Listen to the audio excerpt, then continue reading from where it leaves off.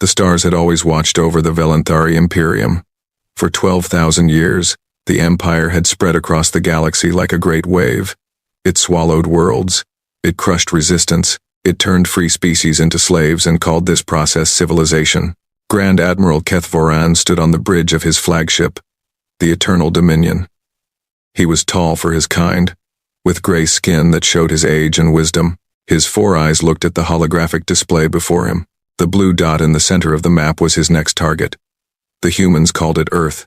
"How long until we arrive?" he asked. His voice was calm. He had done this 89 times before. 89 species had fallen to his fleets. Some had begged, some had fought, all had lost. 3 standard rotations, Grand Admiral, replied his navigation officer. The 7th, Subjugation Fleet, is proceeding at optimal speed. Keth Voran nodded slowly. Behind his flagship, 200 warships followed in perfect formation. Battle cruisers with enough firepower to crack planets.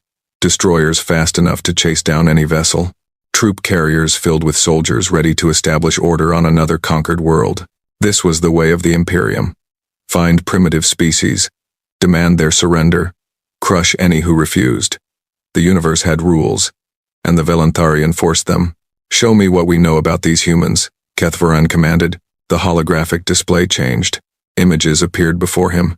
Strange creatures with only 2 eyes and soft skin. They walked on 2 legs and had no natural weapons. No claws, no armor, no venom. The Grand Admiral made a sound of amusement. "They are fragile," observed his second-in-command, Fleet Commander Yethara. She was younger than him, eager to prove herself. "Our soldiers will have no difficulty." "Indeed," Keth Voran agreed. "What of their technology?" The display showed primitive rockets, chemical propulsion, nuclear fission reactors, radio communications that leaked into space like a child crying in the dark. The humans had only just begun to leave their own world. They had small colonies on their moon and on a nearby red planet. Nothing more. "They are at least 1,000 years behind us," Yethara said. "Perhaps more. They have no faster-than-light capability, no energy shields, no plasma weapons. They are using combustion engines and simple electronics." Keth Voran studied the images carefully. He saw cities filled with millions of humans. He saw vehicles moving on roads. He saw aircraft in their skies. Primitive. All of it was primitive, but something caught his attention. He leaned forward. "What are those?" he asked, pointing at certain structures. The display zoomed in. Large buildings surrounded by fences. Soldiers in uniform. Vehicles with weapons mounted on them. Military installations, Grand Admiral. They appear to have them on every continent. "How many?" Yethara checked her data. "Thousands, Grand Admiral. They also have large naval vessels in their oceans and aircraft capable of carrying weapons." Keth Voran considered this. Most primitive species had small warrior classes, protectors who defended their leaders. But the humans seemed different. They had military forces everywhere. They fight among themselves, he realized. They are divided into different nations, different tribes. "Correct, Grand Admiral. Our analysis shows over 200 separate political entities. Many of them appear to be hostile to each other." This brought a smile to Keth Voran's face. A divided enemy was a weak enemy. When the Imperium arrived, these humans would be too busy fighting each other to resist. Some might even welcome the Velanthari as liberators. "This will be simple," he declared. "We will appear in their sky. We will demonstrate our power. They will surrender. Those who resist will be destroyed. Those who submit will serve, as it has always been." Yethara agreed. The Grand Admiral turned away from the display. He had conquered species far more advanced than these humans. Species with energy weapons and space stations. Species with armies and fleets. All had fallen. What chance did these soft, primitive creatures have? None. They had no chance at all. On Earth, life continued as it always had. People went to work. Children went to school. Governments argued about borders and trade and the endless small conflicts that filled human history. But deep beneath mountains and inside hardened bunkers, other people worked in secret. They watched the skies. They listened to the silence between stars. They waited for something that many hoped would never come. Dr. Sarah Chen was one of these watchers. She worked at the Deep Space Monitoring Station in Colorado. Her job was simple but important. She looked for anything unusual in space, asteroids that might hit Earth, strange signals from distant stars, anything that might matter. For 15 years, she had found nothing. The universe seemed empty and quiet. Some of her colleagues had started to believe they were alone, that humanity was the only intelligent life in existence. Sarah had never believed this. The universe was too big, too old, too full of possibilities. Something was out there. She was certain of it. On a cold Tuesday morning, she found proof. The computers detected it first. A gravitational disturbance at the edge of the solar system. Something large had just appeared where nothing had been before. Not one object, many objects. Sarah stared at her screen. Her coffee cup fell from her hand and shattered on the floor. She did not notice. "Oh my God," she whispered. The objects were moving. They were heading toward Earth, and they were moving far faster than any human technology could explain. Within 1 hour, every major government on Earth knew the truth. The message spread through secure channels. Presidents and prime ministers received urgent calls. Generals gathered in war rooms. Scientists confirmed what Sarah had discovered. Aliens, real aliens. And they were coming. The first reaction was fear. Pure, cold fear. Humanity had always wondered if they were alone. Now they knew they were not, and the visitors were not sending friendly greetings. They were sending a fleet, 200 ships, each one larger than any vessel humanity had ever built, each one moving with technology that seemed like magic. They would arrive at Earth in 3 days. The United Nations Emergency Council met within hours. Representatives from every major nation gathered in a secure facility beneath the Swiss Alps. They argued, they shouted, they demanded answers that no one had, but they also did something that surprised many observers. They stopped arguing about their differences. Old enemies sat together. Countries that had threatened each other for decades suddenly cooperated. The threat from the stars was bigger than any conflict on Earth. Secretary General Yuki Tanaka took control of the meeting. She was a small woman with gray hair and calm eyes. She had served as a diplomat for 40 years. She had negotiated peace treaties and ended wars, but she had never faced anything like this. "We have 3 days," she said. Her voice was steady. "In 3 days, we will meet an alien species. We do not know their intentions. We must prepare for all possibilities." "Prepare how?" demanded the American representative. "We have nothing that can match their technology. We can barely reach our own moon. They just crossed interstellar space. We have weapons," said the Russian representative. "Many weapons." The room fell silent. Everyone knew what he meant. Humanity had spent decades building weapons of terrible power. Nuclear bombs, thermonuclear warheads, enough destructive force to destroy civilization itself. These weapons had been built to fight each other. But now, perhaps, they could serve a different purpose. "We cannot assume they are hostile," argued the Chinese representative. "Perhaps they come in peace. Perhaps they wish to share their knowledge. And perhaps they want our planet," replied the British representative. "We must be ready for both possibilities." Yuki Tanaka listened to the debate. She thought about humanity's history. War after war, conflict after conflict. Humans had always fought. They had fought over land, over resources, over ideas. They had developed terrible weapons because they feared each other. But now, facing a threat from beyond the stars, that history might save them. "We will prepare for the worst," she announced. "Every nation will contribute to our defense. All military forces will coordinate. All weapons will be made ready. We will hope for peace but prepare for war." The representatives nodded. Old rivalries faded in the face of extinction. For the first time in human history, the entire species united against a common enemy, and the preparations began. In missile silos across the world, nuclear weapons were brought to readiness.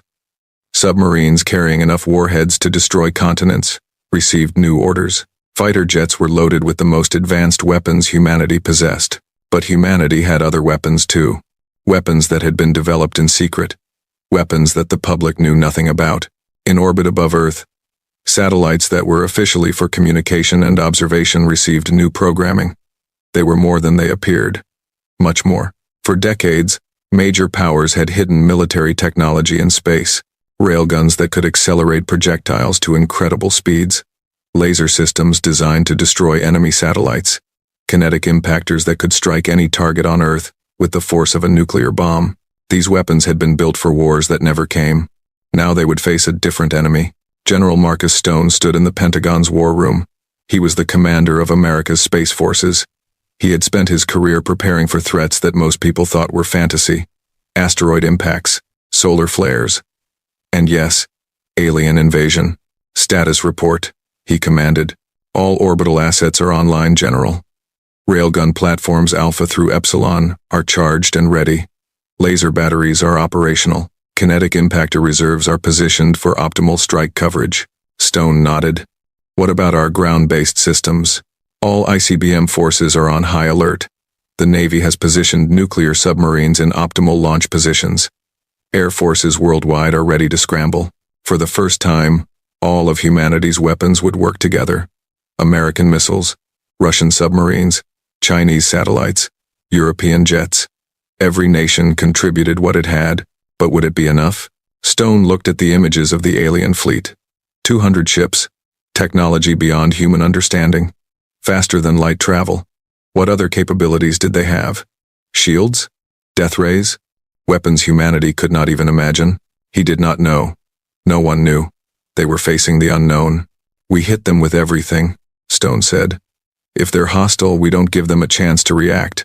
We launch everything at once. We use every weapon we have. If we're going to fight, we fight to win. And if they come in peace, General? Stone was silent for a moment. Then we apologize. But I'd rather apologize for overreacting than watch humanity die because we hesitated. In Russia, similar preparations were underway. In China, in India, in Europe, humanity's war machine, built over centuries of conflict, now turned to face the stars. And in the vacuum of space, the Velanthari fleet continued its approach. Grand Admiral Kethvaran reviewed his plans. He would arrive at Earth. He would broadcast the standard subjugation decree. He would give the humans one rotation to surrender. Then, if they refused, he would destroy a few of their cities to teach them the cost of resistance. It had always worked before. It would work again. He had no idea what was waiting for him. The last 3 days passed quickly. Scientists studied the approaching fleet. Military forces reached maximum readiness. Ordinary people watched the news with fear in their hearts. Some prayed. Some panicked. Some denied that it was happening at all. But most simply waited. They trusted their leaders. They trusted their soldiers. They trusted that humanity would survive, as it had survived every other threat in history. Dr. Sarah Chen remained at her station. She watched the alien fleet grow closer. She recorded everything she could. Speed, formation, energy signatures. Every detail might matter, and she noticed something interesting. Their formation hasn't changed, she reported. Since they entered our solar system, they've maintained the exact same positions. No evasive maneuvers, no defensive formations. They're approaching in a straight line. What does that mean? Asked her supervisor. Sarah considered the question. It means they're confident. They don't expect resistance. They're not preparing for a fight. This information reached the military commanders. It confirmed what they had suspected. The aliens believed this would be easy. They believed humanity would surrender without a fight. They were wrong. On the morning of the third day, the alien fleet reached Earth orbit. 200 ships hung in the sky like metal gods.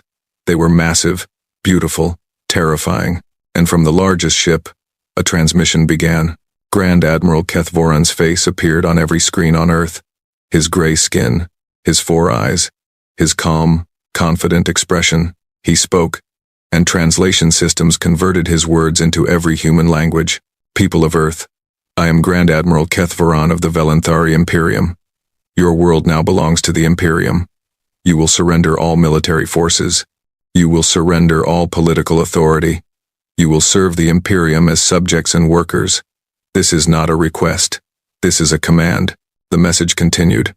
The Grand Admiral explained the terms of surrender. Humans would work in mines and factories. They would serve Velanthari masters. Their freedom was over. You have 1 rotation to comply, Kethvaran concluded. Resistance will be met with destruction. Surrender, and you will be treated fairly. Resist, and you will be annihilated. The choice is yours. The transmission ended. Silence fell over the Earth. In the Swiss Alps bunker, the emergency council gathered one final time. They had heard the alien's message. They knew what he demanded. Total surrender. Slavery for the human race. Secretary General Yuki Tanaka looked at the representatives. She saw fear in some eyes, anger in others, but she also saw determination. These were the leaders of humanity. They would not give up without a fight. We have heard their terms, she said. What is our response? The debate was short. Every nation agreed. Surrender was not an option. Slavery was not acceptable. Humanity would fight. Yuki Tanaka nodded. She walked to the communication console. She opened a channel to the alien fleet. The Grand Admiral's face appeared on her screen. Grand Admiral Kethvoran, she said. Her voice was calm and clear. This is Secretary General Yuki Tanaka of the United Nations. I speak for all of humanity. Kethvoran smiled. He expected surrender. He expected begging. He expected the usual primitive response to overwhelming force. You have decided to be reasonable, he said. Good. Prepare your people for transition to Imperium control. No. Tanaka's voice was ice. We have decided to give you a choice. You have entered sovereign human space without permission. You have made threats against our people. You have demanded our slavery. Kethvoran's smile faded. This was not the expected response. You have 20 minutes to withdraw from our solar system, Tanaka continued. 20 minutes to turn your ships around and leave. If you remain, you will be destroyed. There will be no second warning. The Grand Admiral stared at her in disbelief. Then he laughed. You threaten us? You primitives? With your chemical rockets and your nuclear toys? You cannot even leave your own planet. How can you possibly threaten the Velanthari Imperium? Yuki Tanaka's expression did not change. 20 minutes, Grand Admiral. Starting now. She ended the transmission. On the bridge of the Eternal Dominion, Kethvoran was still laughing. His officers looked confused. No species had ever responded to subjugation with threats. It was absurd. Insane. These humans are either very brave or very stupid, Yethera observed. They are primitive, Kethvoran replied. They do not understand what they face. We will teach them. He gave the order. The fleet began to move into bombardment position. They would strike a coastal city first, a demonstration of power. Then the humans would understand. Then they would beg for mercy. But the Grand Admiral did not notice the thousands of small objects rising from the Earth's surface below. Humanity's 20-minute countdown had begun. And when it reached 0, the Velanthari Imperium would learn a terrible truth. They had not come to conquer a primitive species. They had awakened a sleeping predator, and the predator was very, very angry. Grand Admiral Kethvoran watched the blue planet below with satisfaction. Earth was beautiful. Green continents, blue oceans, white clouds swirling in complex patterns. It would make a fine addition to the Imperium. The humans had given him an ultimatum. 20 minutes to leave or face destruction. The idea was so absurd that his officers were still laughing about it. A species that had only recently discovered radio waves threatening the greatest military force in the galaxy. Which city shall we demonstrate upon, Grand Admiral? Asked Fleet Commander Yethera. She was already selecting targets on her tactical display. Kethvoran studied the options. He wanted a city large enough to make an impression, but not so large that it would damage too many potential workers. The humans would need to serve in factories and mines. Too much destruction would reduce their usefulness. There, he said, pointing to a coastal city in the western region of a large continent. It appears to have several million inhabitants. Destroy the central district. Leave the rest intact. Yes, Grand Admiral. The order went out to the weapons officers. Plasma cannons began charging. The Velanthari had perfected these weapons over thousands of years.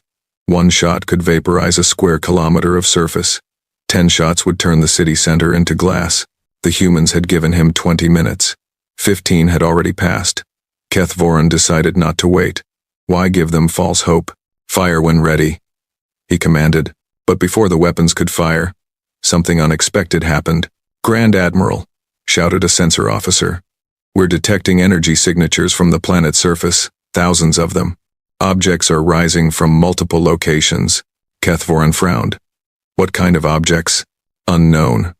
They're small, moving fast, accelerating toward our fleet. The Grand Admiral walked to the sensor display. He saw dots rising from every continent.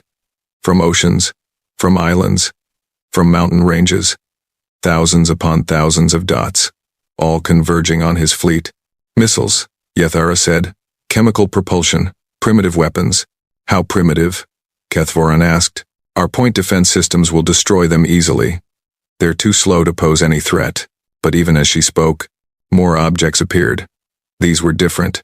They came from orbit itself, from satellites that had seemed harmless just moments before. And these objects were not slow. The first railgun round struck the destroyer inevitable victory before anyone could react. It was a simple weapon by Velanthari standards, a metal projectile accelerated to a fraction of light speed by electromagnetic rails. No explosive, no warhead, just mass and velocity. The projectile punched through the destroyer's hull like a needle through paper. It entered through the bow and exited through the engine section, leaving a tunnel of destruction. The ship's reactor lost containment instantly. The inevitable victory exploded in a ball of nuclear fire. Kethvoran stared in disbelief. He had lost ships before, in battles against other Velanthari houses, in conflicts with advanced species, but never like this. Never so quickly, never so unexpectedly. What was that? He demanded. Kinetic projectile, Grand Admiral. It came from an orbital platform. We didn't detect it because we weren't looking. We classified those satellites as civilian infrastructure. They had been wrong, very wrong. And then the missiles arrived. The Velanthari point defense systems were designed to destroy projectiles. Slow-moving rocks and primitive rockets posed no challenge. The automated systems targeted the incoming missiles and began firing. But there were too many missiles. Far too many. The humans had spent decades building nuclear weapons. Intercontinental ballistic missiles designed to strike targets anywhere on Earth. Each missile carried multiple warheads. Each warhead could destroy a city. Now all of those weapons had new targets.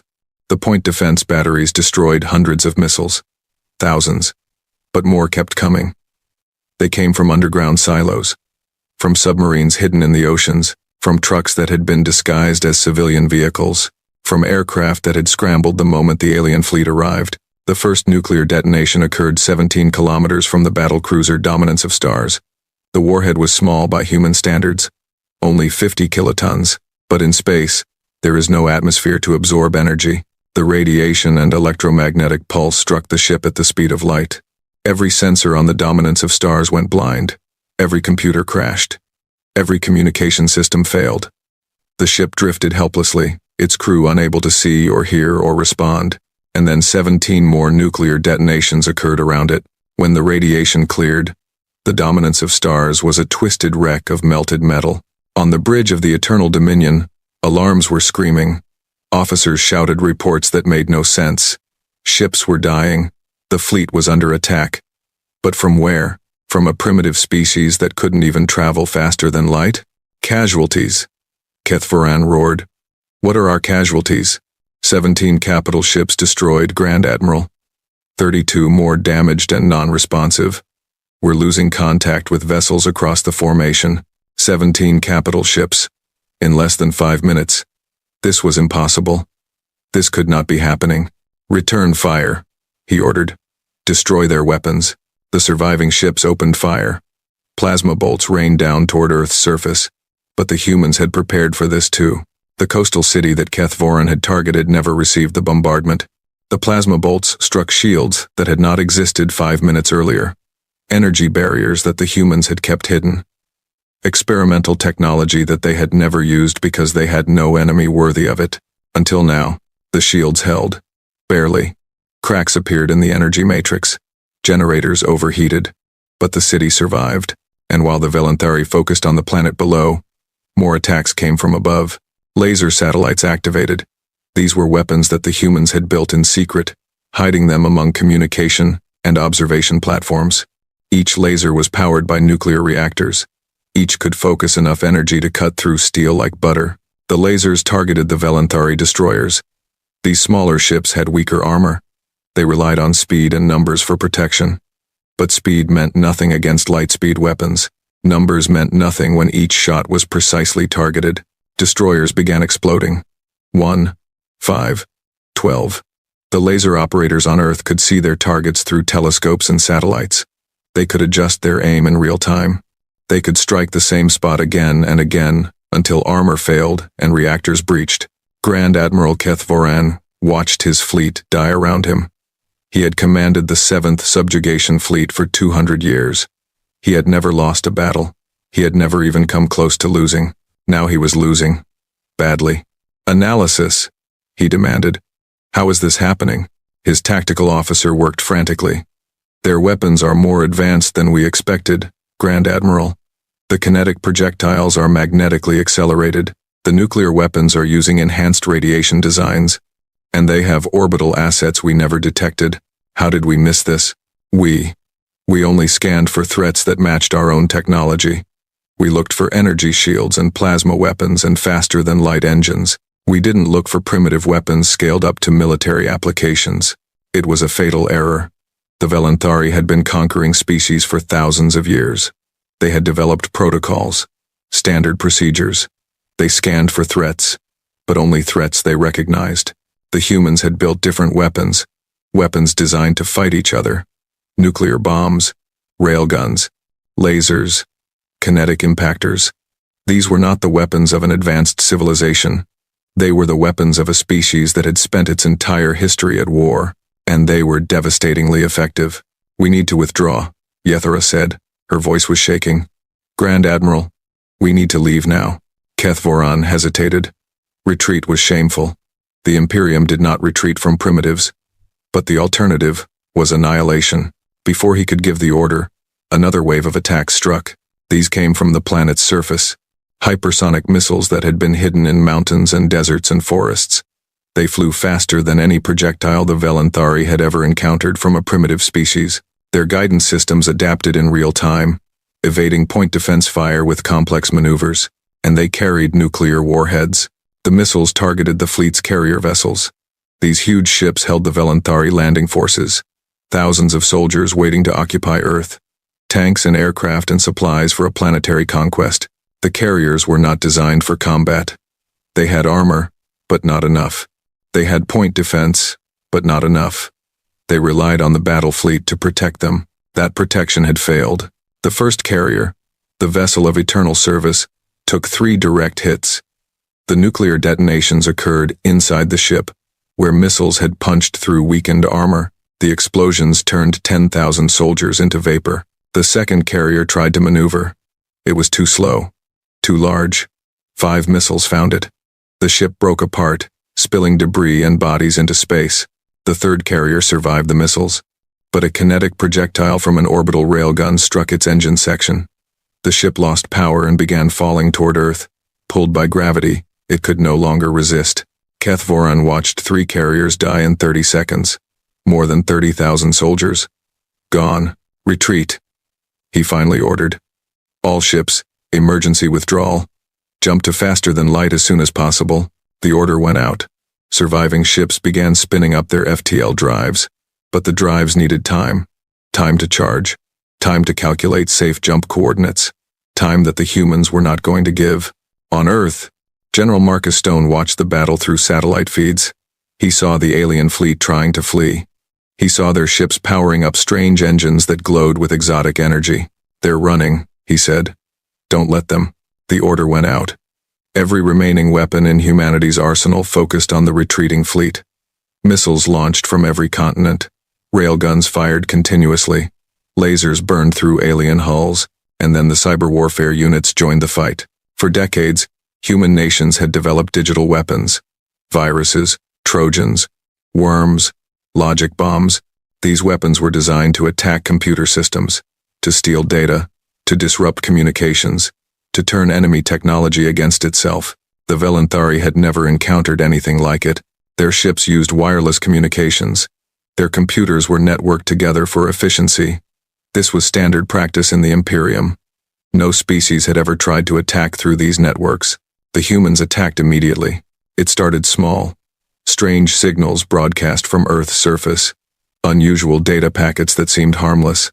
The Velanthari computers processed them automatically. And then the viruses activated. On the destroyer Wrath of the Imperium, the navigation computer suddenly changed course. The ship turned directly into the firing line of 3 other vessels. Before anyone could react, friendly fire destroyed it. On the cruiser Light of Civilization, the weapon systems locked onto Allied ships. The automated cannons opened fire. 2 destroyers died before the crew could disable the weapons manually. On dozens of ships, communication systems failed. Engines shut down. Life support activated emergency protocols that vented atmosphere into space. Crews suffocated. Reactors overloaded. Ships died from the inside. Grand Admiral Keth Voran watched his fleet tear itself apart. Some ships were destroyed by human weapons. Others were destroyed by each other. Others simply stopped functioning and drifted helplessly. "This is impossible," he whispered. "This cannot be happening." But it was happening, and there was nothing he could do to stop it. The Eternal Dominion shook violently. An alarm screamed. "Hull breach," shouted an officer. "Decks 12 through 15. We've been hit by kinetic projectiles. Seal those sections." "We're trying, Grand Admiral. The automated systems aren't responding. Something is wrong with our computers." The virus had reached the flagship. Keth Voran could see it spreading through his ship's systems. Displays flickered. Lights failed. Doors opened and closed randomly.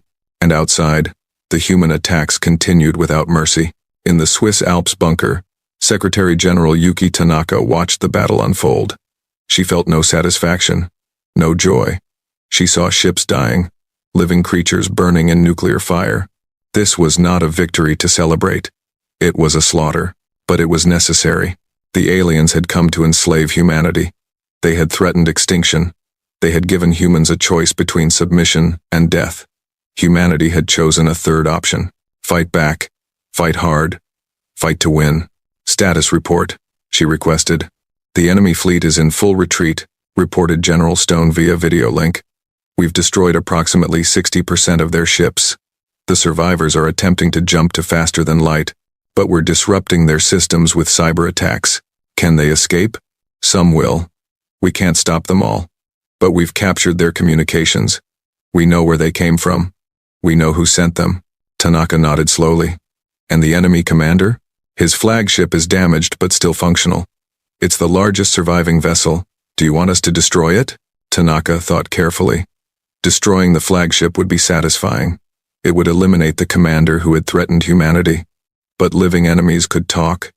Living enemies could provide information. Living enemies could be useful. "Disable it if possible," she said. "I want prisoners." The order went out. The attacks on the Eternal Dominion shifted. Instead of destroying the ship, human forces tried to cripple it. Railgun rounds targeted engine sections. Lasers burned through weapon emplacements. Missiles struck sensor arrays. On the bridge, Grand Admiral Keth Voran watched his ship die around him. The Eternal Dominion was the greatest vessel in the 7th Fleet. It had been his home for 2 centuries. Now it was a burning wreck. "FTL drive status?" he asked desperately. "Destroyed, Grand Admiral." A railgun round penetrated the drive chamber. "We cannot jump. Sublight engines? Functional but damaged. We can move but slowly. Communications? Jammed. Something is blocking all frequencies."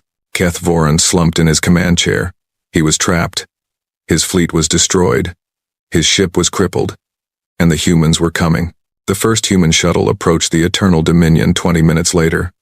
It was small compared to Velanthari assault craft, blocky and utilitarian, but it moved with purpose, docking with an airlock that the crew could no longer seal. Keth Voran activated the internal cameras. He watched humans emerge from the shuttle. They wore armored suits, they carried weapons, and they moved through his ship with practiced efficiency. These were not frightened primitives. These were soldiers. He had studied human history during the journey to Earth. He had learned about their wars, World War I, World War II, the Cold War, countless smaller conflicts. Humans had been fighting and killing each other for their entire existence. He had dismissed this as evidence of their primitive nature. Advanced species did not engage in constant warfare. They found peaceful solutions to their problems. Now he understood the truth. Humans were not primitive. They were predators. They had evolved in a harsh environment where violence was rewarded. They had developed weapons because they needed weapons. They had built armies because they needed armies. And when faced with an external threat, they united those armies against a common enemy. Him. The human soldiers reached the bridge in less than an hour. They burned through the doors with cutting tools. They threw devices that exploded with blinding light and deafening sound. They rushed in while the Velanthari crew was still disoriented. Keth Voran did not resist. What would be the point? His personal guards were dead, his weapons were offline, his fleet was destroyed. He was beaten. A human soldier approached him. The soldier removed her helmet. She was small by Velanthari standards. Her skin was brown. Her eyes were dark. Her face showed no emotion. "Grand Admiral Kethvaran," she said. Her voice was calm and clear. "By the authority of the United Nations of Earth, you are under arrest for crimes against humanity. You will be taken into custody and held for trial." Kethvaran stared at her. This tiny creature, this soft, fragile being. She had just defeated the greatest military force he had ever commanded. "How?" he asked. "How did you do this? You are primitives. You have no advanced technology. How did you defeat us?" The human soldier smiled. It was not a friendly smile. "You came to enslave us," she said. "Instead, you've introduced yourselves." She gestured to her team. They secured the bridge. They took the surviving Velanthari officers into custody. They downloaded data from every computer they could access. And as they worked, more human shuttles arrived. More soldiers, engineers, scientists. They swarmed over the Eternal Dominion like insects, taking everything of value. Grand Admiral Kethvaran was the first Velanthari to be captured by humans. He would not be the last. On Earth, the sun rose on a world that had changed forever. The alien invasion had lasted less than 2 hours. 200 enemy ships had entered the solar system. Only 31 remained. And every one of those survivors had surrendered unconditionally. Humanity had faced its first contact with an alien species. That species had come to enslave them. And humanity had responded with overwhelming force. The universe would remember this day. The day the humans taught the galaxy a lesson it would never forget. Do not threaten Earth. Do not attack humanity. Do not underestimate the species that spent 10,000 years learning how to kill. Because if you do, they will annihilate you before you can react, and they will not stop until you are completely destroyed. The battle above Earth would be studied for centuries. Military academies across the galaxy would analyze every moment. Historians would write books about it. Philosophers would debate its meaning. But for the humans who fought it, the battle was simple. Kill or be killed. Win or die. Lieutenant Commander James Okonkwo sat in the cockpit of his orbital strike platform. The platform was officially called Sentinel Station 12. Unofficially, the crews called it the Hammer. It was one of dozens of secret military installations that humanity had hidden in orbit. The Hammer carried 8 railgun batteries. Each battery could accelerate a 10-kilogram tungsten projectile to 5% of light speed. The projectiles carried no explosives. They didn't need any. At those speeds, the kinetic energy alone was equivalent to a small nuclear bomb. James had trained for this moment his entire career. He had run thousands of simulations. He had practiced targeting enemy satellites and theoretical asteroid threats. He had never expected to fire at alien warships, but when the order came, he didn't hesitate. "Battery 1, target locked," he said. Firing. The railgun hummed with power. Electromagnetic coils accelerated the projectile in a fraction of a second. The tungsten rod shot into space, invisible against the blackness. 3 seconds later, it struck an alien destroyer. The ship didn't explode immediately. The projectile was too fast for that.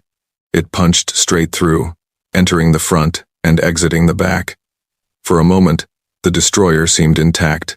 Then the damage became visible. Atmosphere venting from 100 holes. Fires spreading through corridors. Secondary explosions as fuel lines ruptured. The ship began to spin, out of control. Dying. "Target destroyed," James reported. "Battery 1 reloading. Battery 2 ready." He selected his next target. Another destroyer. This one was trying to maneuver, to present a smaller profile. It didn't matter. James was a trained marksman. His targeting computer was the most advanced humanity had ever built, and his enemy didn't know he was there. Battery 2, target locked. Firing. Another tungsten rod. Another dead alien ship. Across Earth's orbit, similar scenes played out. 32 orbital strike platforms opened fire simultaneously. Each platform had been placed in a carefully calculated position. Together, they created overlapping fields of fire that covered every approach to the planet. The Velanthari had no defense against these weapons. Their point defense systems were designed to stop missiles, slow-moving projectiles with predictable trajectories. The railgun rounds were too fast and too small. By the time sensors detected them, they had already struck, and the railguns were only part of humanity's arsenal. On the surface of the Pacific Ocean, the submarine USS Montana received its orders. The Montana was one of 12 Ohio-class submarines that carried nuclear missiles. Each submarine had 24 missiles. Each missile had 8 warheads. Each warhead could destroy a city. For decades, these submarines had lurked beneath the waves, waiting for a war that never came. Now that war had arrived, Captain Sarah Blackwood read her orders twice. She had trained for nuclear war. She had accepted that she might one day have to destroy enemy cities, but she had never expected to fire at targets in space. "Weapons officer," she said. "Open outer doors on tubes 1 through 12. Aye, Captain. Outer doors open. Program targets. Enemy vessels in low Earth orbit. Distribute warheads for maximum coverage. Targets programmed, Captain." Sarah took a deep breath. This was the moment. The moment she had dreaded and prepared for. The moment when she would launch weapons of mass destruction. Fire. 12 missiles erupted from the ocean. They climbed on pillars of flame, accelerating toward space. As they rose, their fairings separated. Each missile released 8 independent warheads, 96 nuclear bombs, each on its own trajectory, each seeking its own target. The Velanthari saw the missiles coming. Their sensors tracked the launches, their point defense systems activated. Plasma bolts reached down, destroying warheads by the dozen, but 96 warheads were just the beginning. Across the planet, more submarines launched. More land-based missiles rose from silos. More aircraft dropped their payloads. Within minutes, thousands of nuclear weapons filled the sky. The Velanthari destroyed hundreds. Their point defense was effective against individual targets, but they could not stop everything. They could not be everywhere at once, and the humans kept launching. The first nuclear detonation occurred 10 kilometers from the cruiser Light of Civilization. The warhead was a modern thermonuclear device, 50 megatons of explosive power. In space, there was no shockwave, no mushroom cloud, just a flash of light brighter than the sun and a wave of radiation that killed everything it touched. The Light of Civilization's crew died instantly. The ship's hull survived, but everything inside was cooked. Computer systems melted, fuel lines burst, ammunition detonated. The cruiser became a floating tomb. More detonations followed. Nuclear fireballs bloomed across Earth's orbit. The Velanthari fleet, which had arrived so confident and powerful, began to die. Grand Admiral Keth Voran watched the destruction from his flagship. He had never seen anything like it. The humans were using weapons of mass destruction against their own sky. They were filling near-Earth space with radiation and debris. They were making their orbital environment uninhabitable, and they didn't care. This was what shocked him most. The humans were willing to damage their own territory to defeat their enemy. They were willing to accept losses, to sacrifice their own resources, to pay any price for victory. The Velanthari had not faced this kind of enemy in thousands of years. Most species surrendered when threatened. Those that fought did so defensively, trying to protect what they had. They did not attack with suicidal aggression, but the humans attacked. Constantly, relentlessly, from every direction at once. "Grand Admiral," shouted a sensor officer. "New contacts." Coming from the planet's surface, Keth Voran looked at the display. More objects rising from Earth. These were smaller than missiles. Faster, more maneuverable. And there were hundreds of them. "What are those?" he demanded. "Unknown. They appear to be autonomous vehicles. No life signs aboard. Drones." The humans had sent drones. The Velanthari had drones too, of course. Automated fighters that could operate without pilots. But they used them sparingly. Drones were expensive. Drones required sophisticated AI. Drones were a luxury. The humans did not treat drones as a luxury. They treated them as expendable weapons. The first wave of drones reached the fleet. They were small, no larger than human ground vehicles. They carried no weapons. Their purpose was simpler and more terrifying. They exploded. Each drone was packed with high explosives, not nuclear, just chemical compounds that humanity had been refining for centuries. TNT, RDX, C4, simple explosives that could be manufactured in any factory. The drones targeted weak points, sensor arrays, communication dishes, point defense batteries. They flew directly at these targets and detonated on impact. One drone could not destroy a Velanthari warship, but a dozen could blind it, 100 could cripple it, and the humans had sent thousands. The battle became chaos. Velanthari ships fired desperately at incoming drones, missiles, and railgun projectiles. Some hits found their marks. Most missed. The humans were using quantity to overcome quality.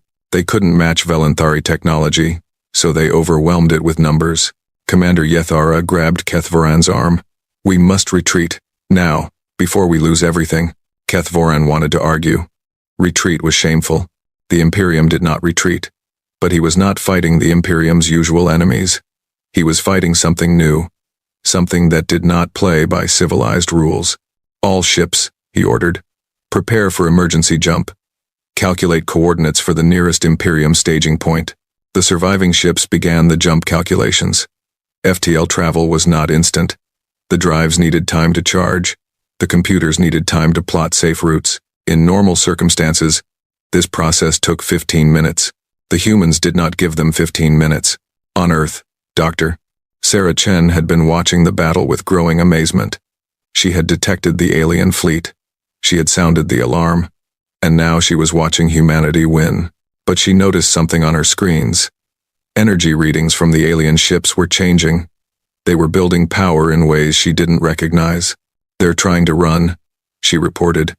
"Their engines are powering up for something big, maybe faster than light travel." Her warning reached the military commanders within seconds. General Stone received the report and made an immediate decision. "Don't let them escape. We need their technology. We need their information. Hit them with everything we have left." The order went out. Every remaining weapon in humanity's arsenal focused on the fleeing ships. This was no longer a battle of defense. This was a hunt. The cyber warfare units struck first. For decades, human nations had been developing digital weapons. Viruses designed to infiltrate enemy computer systems. Trojans that could hide in seemingly innocent data. Worms that could spread from machine to machine, corrupting everything they touched. These weapons had never been used against aliens before. No one knew if they would work.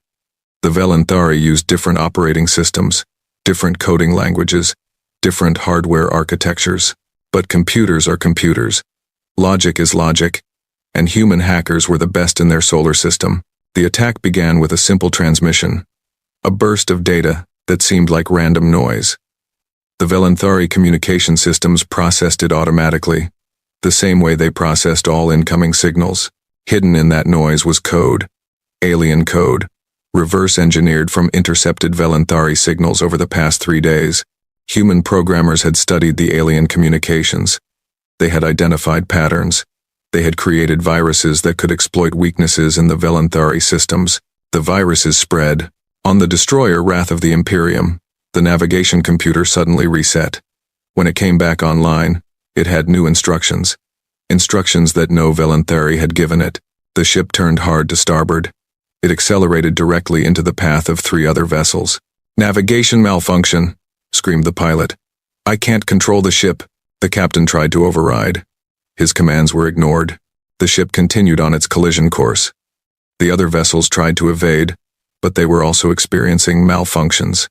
Their own computers were fighting their crews. The Wrath of the Imperium struck the frigate Servant of Order at full speed. Both ships crumpled like foil. Fuel and atmosphere exploded into space. 5,000 Velanthari died in an instant. Similar scenes played out across the fleet. Ships fired on each other. Ships changed course randomly. Ships shut down their own shields and weapons. The viruses spread faster than anyone could contain them. Grand Admiral Kethvoran watched his fleet tear itself apart. His own flagship was infected. He could see the virus spreading through system after system. His crew fought it desperately, shutting down computers, isolating networks, trying to regain control. "We're losing navigation," reported an officer. "Engines are not responding to commands. Weapons systems are offline," reported another. "I can't even activate the self-destruct." Self-destruct. That was supposed to be the final option. If a ship could not be saved, its crew could destroy it rather than let it fall into enemy hands. But even that was denied to them now. Kethvoran felt a strange sensation. It took him a moment to recognize it. Fear. Real fear. The kind he had not felt in centuries. He had sent fleets to conquer primitives. He had expected easy victory. He had received annihilation. The battle lasted less than 2 hours. In that time, humanity destroyed 169 Velanthari warships. They crippled 20 more. They captured 11, including the Grand Admiral's flagship. Only 31 ships escaped. They jumped to FTL the moment their drives were ready, fleeing into the darkness between stars. They carried with them a warning that would spread across the galaxy. Do not attack Earth. The humans are not primitives. The humans are not prey. The humans are predators, and they will destroy anyone who threatens them. On Earth, the sun rose on a battlefield. Debris from the alien fleet rained down through the atmosphere. Most pieces burned up harmlessly. Some reached the surface, falling into oceans or empty deserts. The nuclear detonations had created a temporary radiation belt around the planet. Scientists estimated it would dissipate within weeks.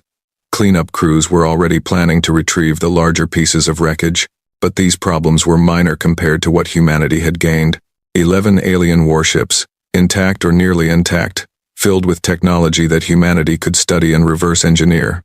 Faster than light engines, plasma weapons, shield generators, the secrets of interstellar travel, and prisoners. Thousands of Velanthari crew members, captured alive. They could be questioned. They could provide information. They could explain how the galaxy worked and what other threats humanity might face. General Stone stood in a hastily constructed prison camp, looking at the captured aliens. They were strange creatures, tall and gray, with 4 eyes and no hair. They moved differently than humans. They spoke in clicks and whistles that translators struggled to interpret, but they were prisoners now. They had come to enslave humanity. Instead, they had become humanity's first source of intelligence about the wider universe. We won, Stone said quietly. He was speaking to no one in particular, just saying the words aloud, making them real. We actually won. His aide nodded. Yes, sir, we won. But this isn't over, is it? No. Stone looked up at the sky, still scarred by the battle. They came from somewhere. They belonged to something bigger. An empire. The Velanthari Imperium. And when their people learn what happened here, they're going to want revenge. So what do? Stone smiled. It was not a kind smile. It was the smile of a predator who had just tasted blood. We prepare. We learn everything we can from these prisoners and their ships. We build our own fleet. And when the Imperium comes back, we meet them in space. On our terms. With weapons they can't imagine. His aide looked uncertain. Sir, they've been traveling between stars for thousands of years. We've barely reached our own moon. How can we possibly catch up? Because we have to. Because there is no other option. Stone turned to face his aide directly. The universe just learned that humanity exists, and now everyone out there knows 2 things about us. First, we can fight. Second, we will fight. That makes us dangerous. That makes us a threat. And threats don't get left alone. They get dealt with. He pointed at the captured alien ships, now surrounded by scientists and engineers eager to unlock their secrets. We have months, maybe years, but eventually, the Imperium will come back. And when they do, we need to be ready. Not just to defend Earth, to take the fight to them, to show the entire galaxy that humanity is not a species to be conquered. The aide swallowed hard. You're talking about war, real war, against an interstellar empire. I'm talking about survival. Our survival. And if war is what it takes, then yes, war. Above them, the sky was clearing. The radiation was fading. The debris was falling. Earth was healing from the battle. But the battle was only the beginning. Humanity had faced its first alien invasion, and won. Now, it faced something even harder, preparing for the next one, and making sure that when it came, humanity would not just survive, humanity would conquer. The work began immediately. Scientists swarmed over the captured ships. Engineers studied the alien engines. Linguists worked with prisoners to understand their language. Every piece of information was cataloged, analyzed, and shared. And in factories across the planet, production lines shifted. Weapons that had been built to fight human wars were redesigned for alien targets. Shipyards that had built aircraft carriers and submarines began planning something new, something that could travel between stars. Humanity had been given a gift, a terrible, dangerous gift, the knowledge that they were not alone in the universe. And with that knowledge came a choice. Hide and hope the aliens never came back. Or stand up, step forward, and claim humanity's place among the stars. The choice was obvious. It had always been obvious. Humanity chose to fight. The assault shuttle shook violently as it approached the crippled alien flagship.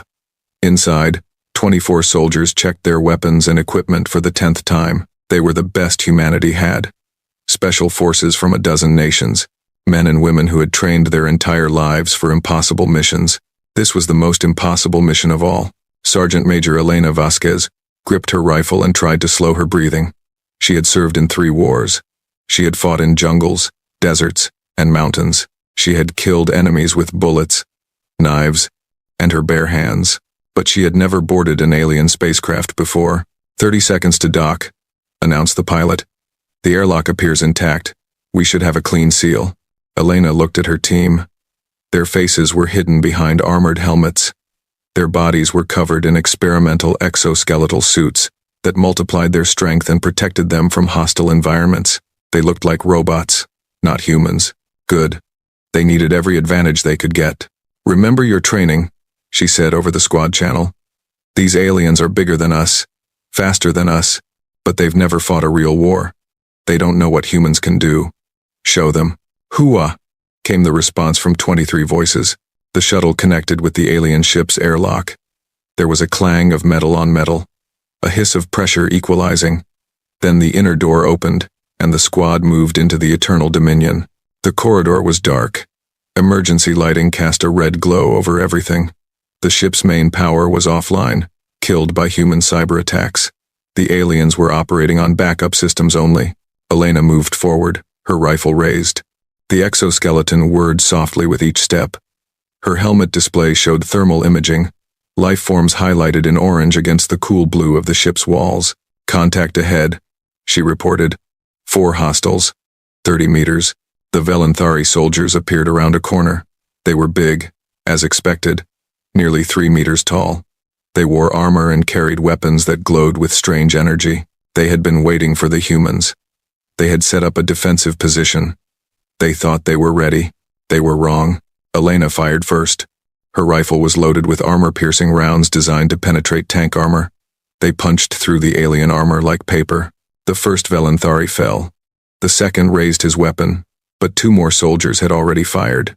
The alien collapsed with smoking holes in his chest. The third tried to run. A soldier named Chen tackled him, using the exoskeleton's enhanced strength to slam the creature into the wall.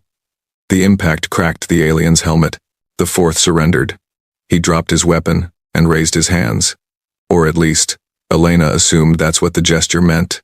The 4-eyed face showed something that might have been fear. Secure him, Elena ordered. We need prisoners who can talk.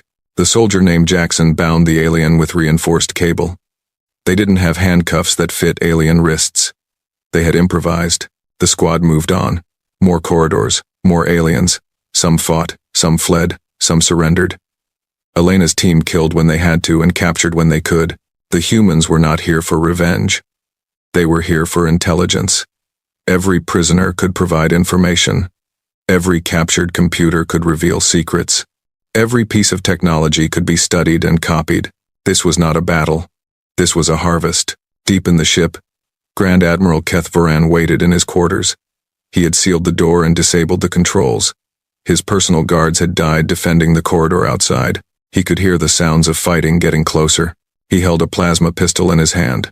The weapon was ceremonial, given to him when he reached the rank of admiral. He had never fired it in combat.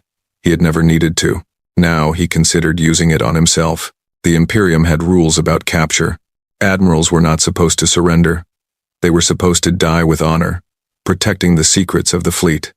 If Keth Varan was captured alive, he would be disgraced. His family would lose their status. His name would be erased from history. But he was afraid. He had never admitted this before, not even to himself. But watching his fleet die, watching his ship fall, he had discovered something terrible about himself. He was a coward. He had commanded from the rear because it was safe. He had conquered primitives because they couldn't fight back. He had built a career on easy victories against helpless enemies. Now he faced real soldiers, real warriors, and he couldn't pull the trigger. The door exploded inward. Smoke filled the room. Kethvaran raised his pistol, trying to aim at something. Anything. A hand grabbed his wrist. Another hand grabbed his weapon. A third hand slammed him against the wall. He was stronger than any human, but they were wearing machines that made them stronger still. Grand Admiral Kethvaran, said a voice. Female. Calm. Speaking Velanthari through a translation device. You are under arrest. Kethvaran looked at his captor. She had removed her helmet. Her face was brown-skinned and scarred. Her eyes were dark and cold. She showed no fear, no hesitation. Who are you? He asked. Sergeant Major Elena Vasquez. United Nations Special Forces. And you're my prisoner. She gestured to her team. They secured Kethvaran with the same cables they had used on other prisoners. They searched his quarters, taking everything that might be useful. Data devices, personal records, maps and charts. And then, they escorted him through his own ship, past the bodies of his soldiers, past the burning wreckage of his bridge, past the hundreds of human soldiers who now occupied every deck. His flagship had fallen, his fleet was destroyed, his invasion had become a disaster, and it had taken the humans less than 3 hours. On Earth, the world was trying to understand what had happened. The battle had been broadcast on every channel. People had watched the alien ships appear in the sky. They had watched the missiles launch. They had watched the explosions in orbit. They had watched humanity win. The reactions varied. Some people celebrated in the streets. They waved flags and shouted cheers. Humanity had faced an alien invasion and triumphed. It was the greatest victory in history. Others were afraid. The aliens had come once. They would come again. And next time, there would be more of them. The Imperium would want revenge for its defeated fleet. Still others were practical. Scientists and engineers looked at the captured ships and saw opportunities. Faster than light travel. Energy shields. Plasma weapons. Technology that humanity could study and copy and improve. The war was not over, but humanity had won the first battle. And that was enough for now. Secretary General Yuki Tanaka addressed the United Nations the next morning. She stood at the podium, looking out at representatives from every nation on Earth. They were exhausted. They were scared. They were proud. Yesterday, we faced the greatest challenge in human history, she began. An alien fleet came to our world. They demanded our surrender. They threatened our extinction. And we said no. She paused, letting the words sink in. We said no, and we fought. We used every weapon we had. We attacked with missiles and lasers and railguns. We attacked with computer viruses and boarding parties. We attacked without mercy, without hesitation, and without fear. Her voice grew stronger. And we won. We destroyed their fleet. We captured their admiral. We claimed their technology. Yesterday, humanity proved something to the universe. We proved that we are not victims. We are not prey. We are warriors. The room erupted in applause. Representatives from nations that had been enemies for decades stood side by side, clapping and cheering. For this moment, at least, humanity was united. Tanaka waited for the noise to fade before continuing. But our victory is only the beginning. The aliens we defeated belong to a vast empire. The Velanthari Imperium spans hundreds of worlds. When they learn what happened here, they will return, and they will bring more ships. The applause died. Reality set in. We have time, Tanaka said. Months, perhaps years, before the Imperium can respond. We must use that time wisely. We must study the captured technology. We must build our own starships. We must prepare to defend not just Earth, but our entire solar system. She looked directly at the cameras, speaking now to every person on the planet. The age of isolation is over. Humanity has entered the galaxy, and we will not enter as slaves. We will enter as equals, as warriors, as conquerors. If necessary, we will take our place among the stars, and we will bow to no one. The speech was broadcast worldwide. Billions of people heard it, and billions of people felt something change inside them. Fear was still there. The universe was vast and dangerous, but there was something else now. Hope, determination, pride. Humanity had faced the darkness between the stars, and humanity had won. In the weeks that followed, the real work began. The captured alien ships were moved to secure facilities on the moon. Human scientists and engineers swarmed over them, documenting everything. Dr. Maya Patel was one of these scientists. She specialized in propulsion systems. For 20 years, she had studied theoretical designs for interstellar engines. They had always been fantasy. Now she was looking at the real thing.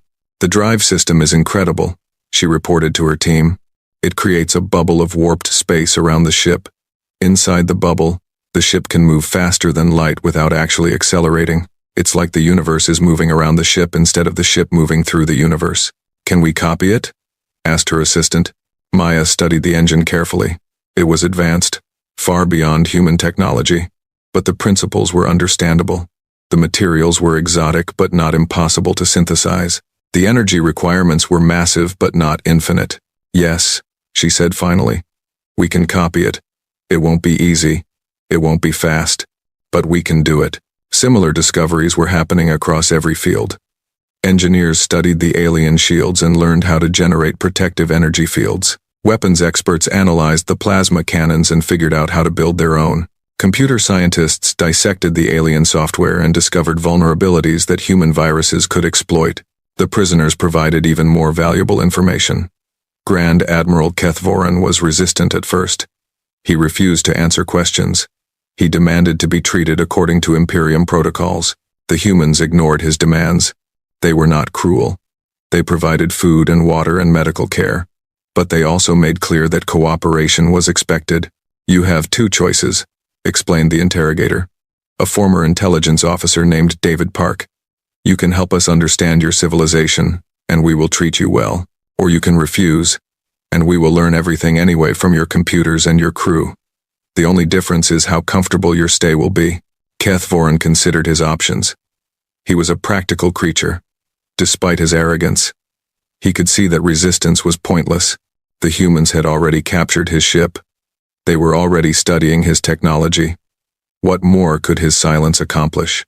And if he cooperated, perhaps he could survive. Perhaps he could even find a way to escape.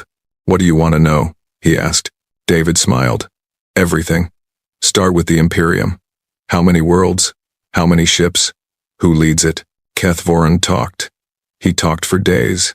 He described the structure of the Velanthari Imperium, the Emperor and his council, the great houses and their fleets, the conquered species and their slave populations.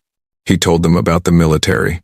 4,000 capital ships, hundreds of thousands of smaller vessels, armies that numbered in the billions. He told them about the culture. The Velanthari had ruled for 12,000 years. They believed they were superior to all other species. They believed conquest was their destiny, their right. And he told them about the galaxy. Hundreds of intelligent species, most conquered or enslaved, a few independent civilizations that the Imperium tolerated, and vast unexplored regions where anything might be found. The humans recorded everything. They cross-referenced his information with data from the captured computers. They built a picture of the universe they had entered. It was a dangerous universe, a hostile universe. But it was also an opportunity. General Stone led the military planning effort. He gathered commanders from every major nation and created a unified defense strategy. We have 18 months, he announced at the first meeting. That's our best estimate for when the Imperium will learn about the battle and organize a response. 18 months to build a fleet that can defend our solar system. Is that even possible? Asked a Chinese general. We've never built a starship. We don't have the infrastructure, the materials, the expertise. We didn't have those things 3 weeks ago, Stone replied. Now we do. We have 11 alien ships to study. We have thousands of prisoners to interrogate. We have every scientist on Earth working around the clock. He displayed a holographic projection, a ship design that looked like nothing humanity had ever built before. This is the first human starship. We're calling it the Defiance. It will carry human weapons on an alien hull, railguns, missile launchers, laser batteries, nuclear torpedoes. It will have shields and faster-than-light engines copied from Velanthari technology. The general studied the design. It was impressive, ambitious, perhaps impossible. How many can we build in 18 months? Asked the Russian general. 1, maybe 2 if we rush. Stone's expression was grim. The Imperium has 4,000 capital ships. We will have 2. The math is not in our favor. Then how can we possibly win? Stone smiled. It was the smile of a wolf. We don't fight their war. We fight ours. We use tactics they don't expect. We attack where they're weak. We make every ship cost them dearly. We make them afraid to face us. He pulled up another display. This one showed the galaxy, with Velanthari territory marked in red. The Imperium is vast, but it's also stretched thin. They have enemies on many borders.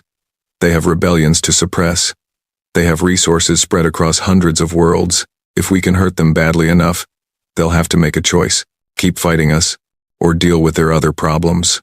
You want to make the cost of conquest too high, said the British general, understanding. Exactly. We can't beat them in a straight fight. But we can bleed them. We can make them pay for every system, every planet, every moon, and eventually, they'll decide, we're not worth the trouble. It was a desperate strategy, a strategy born of weakness, but it was the only strategy humanity had. The work continued. Factories converted to military production. Shipyards expanded.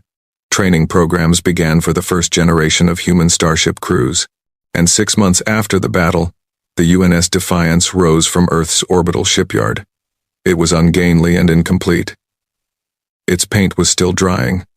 Its systems were still being tested, but it was humanity's first starship. The first vessel built by humans that could travel between the stars. Elena Vasquez watched the launch from the observation deck of the shipyard. She had been promoted to major after the boarding action. She had been assigned to the Defiance as the commander of its ground forces. Beside her stood David Park, now an intelligence officer attached to the ship, and Captain James Okonkwo, the railgun operator who had destroyed so many enemy ships, now a pilot trainer. It's beautiful, David said. It's a weapon, Elena corrected. A weapon pointed at anyone who threatens us. Both things can be true. Elena nodded slowly. She looked at the ship, at the thousands of workers still swarming over its hull. She thought about what was coming. The Imperium, their revenge, the war that would decide humanity's future. We're not ready, she said. We have one ship. They have thousands. We have 18 months, James offered. We'll build more. Will it be enough? No one answered. No one knew, but they kept working anyway. Because there was no other choice. Because humanity had entered the galaxy, and there was no going back. Because somewhere out there, an ancient empire was learning about the species that had destroyed its fleet, and when the Imperium came for revenge, humanity would be waiting. The Defiance completed its maiden voyage 3 months later. It jumped to faster than light, traveled to the edge of the solar system, and returned safely. Human beings had traveled faster than light. 2 more ships began construction. Then 4. Then 8. Resources flowed from every nation on Earth. No expense was spared. This was no longer about politics or borders. This was about survival. The clock was ticking. 18 months, then 12, then 6, and in the darkness between stars, messages traveled at the speed of light. Messages carrying news of the disaster. Messages that would eventually reach the heart of the Velanthari Imperium. Messages that would bring war. The throne room of the Velanthari Imperium had stood for 8,000 years. It was carved from a single mountain of black stone. Its ceiling rose so high that clouds formed beneath it. Its walls were decorated with the treasures of 1,000 conquered worlds. Emperor Kethvaloran the Eternal sat upon the crystal throne, listening to news that made his blood run cold. The entire fleet? He asked. His voice was quiet. Dangerous. The messenger trembled before him. Messengers who brought bad news often died. This news was the worst in centuries. Yes, Divine Emperor.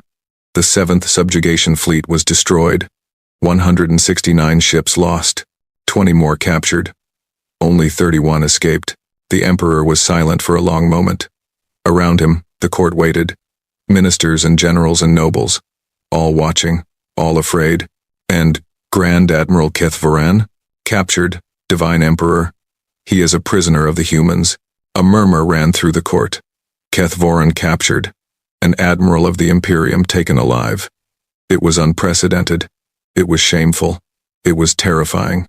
The Emperor raised a hand. Silence fell instantly. Show me, he commanded. The messenger activated a holographic display. Images appeared in the air above the throne.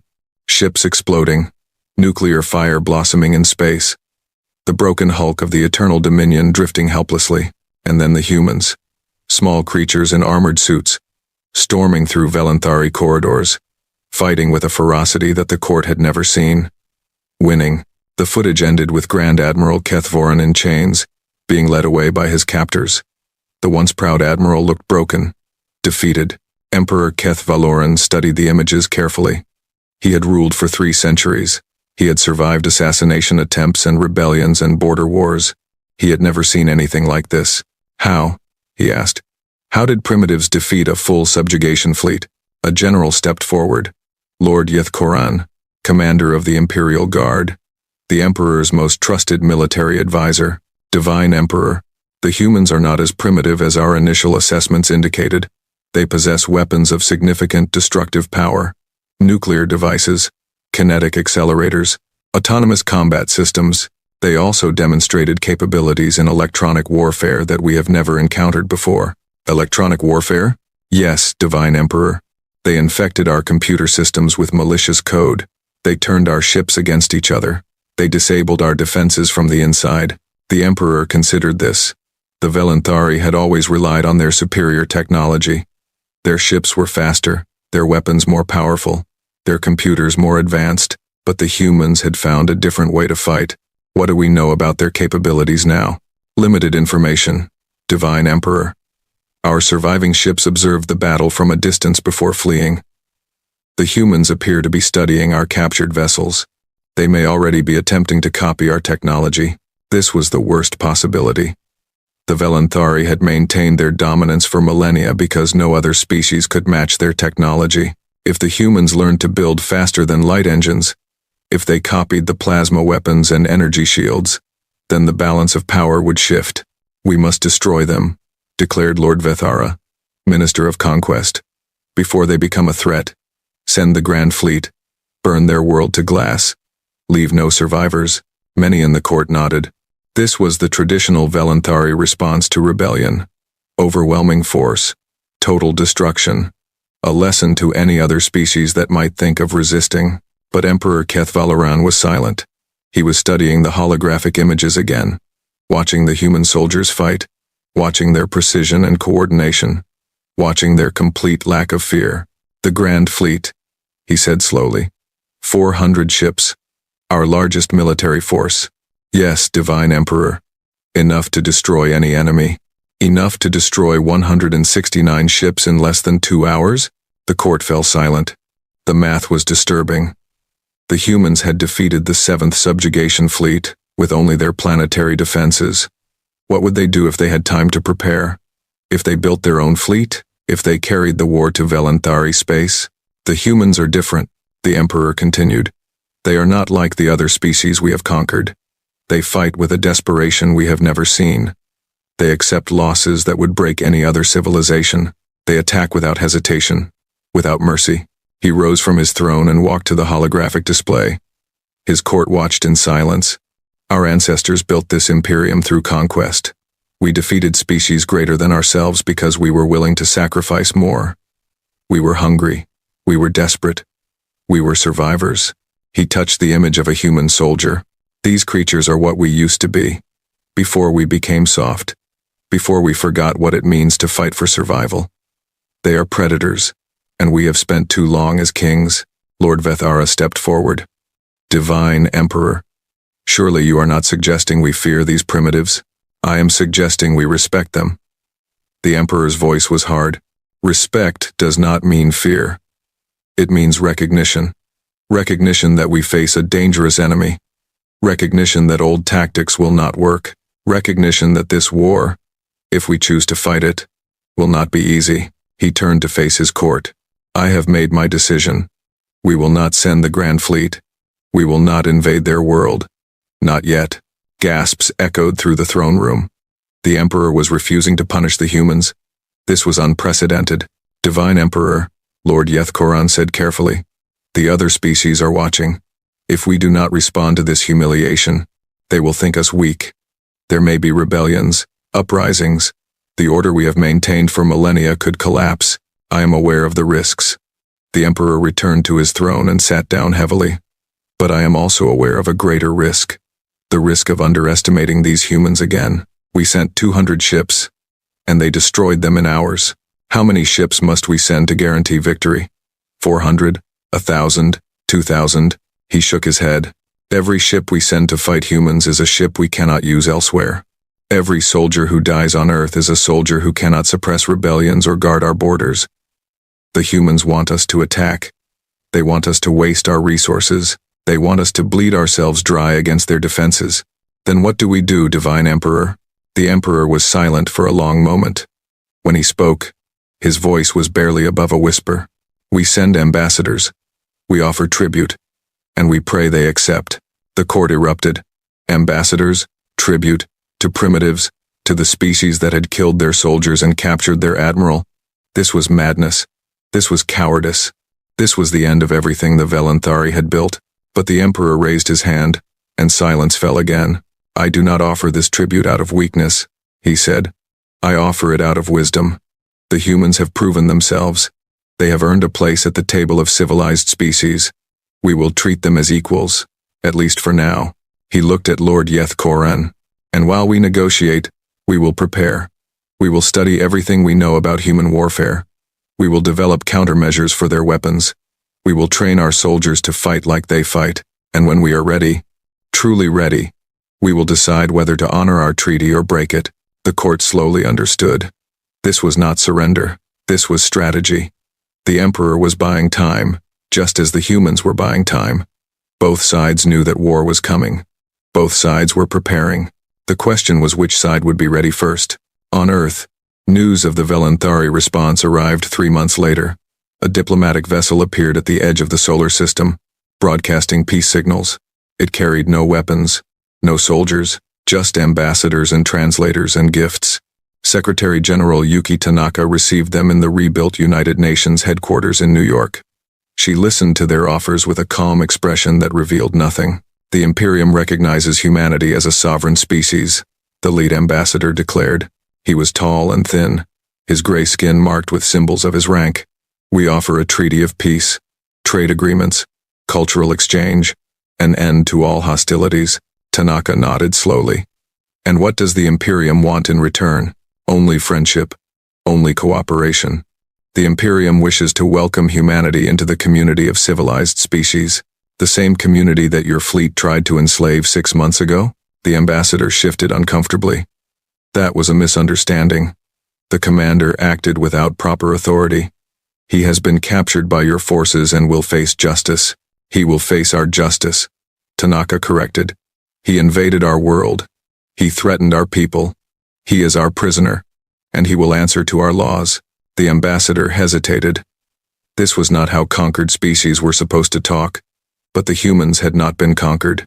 They had won. Of course, he said finally. We recognize your authority in this matter. The negotiations continued for weeks. Tanaka gave nothing away. She listened to every offer, asked careful questions, and made no commitments. She knew what the Imperium was doing. They were buying time. They were studying humanity. They were preparing for round 2. But humanity was doing the same thing. The treaty was signed eventually. A document of beautiful words and empty promises. Peace between Earth and the Velanthari Imperium. Trade rights. Diplomatic recognition. A seat for humanity in something called the Galactic Concord. An assembly of civilized species. Neither side believed it would last. The UNS Defiance was completed 2 months after the treaty signing. It was the first human starship. The first vessel built by humans that could travel between stars. Its crew of 300 volunteers had trained for a year. They were ready. Captain Sarah Blackwood stood on the bridge, looking out at the stars. She had commanded submarines before. Now she commanded a starship. The change still felt unreal. All systems operational. Captain, reported her first officer, Commander Chen. FTL drive is charged and ready. Crew is at stations. Blackwood nodded. Their mission was simple but historic. Take Grand Admiral Keth Voran back to the border of Imperium space. Deliver him to his own people as a message. Humanity was coming. Set course for the designated coordinates, she ordered. Prepare for FTL jump. The Defiance hummed with power. The experimental drive system, copied from Velanthari technology but improved with human modifications, activated. Space twisted around the ship, and then they were moving. Faster than light. Crossing distances that would have taken centuries at normal speeds. In the brig, Keth Voran felt the jump. He had traveled faster than light countless times before. But this was different. This was a human ship, a ship that his own people had thought impossible just 2 years ago. They had learned so quickly. They had adapted so fast. The prisoners had been questioned for months. The captured ships had been studied down to the last component, and the humans had taken that knowledge and built something new, something dangerous. The journey took 3 days. 3 days of jumping and resting and jumping again. The Defiance covered more distance than any human had ever traveled before.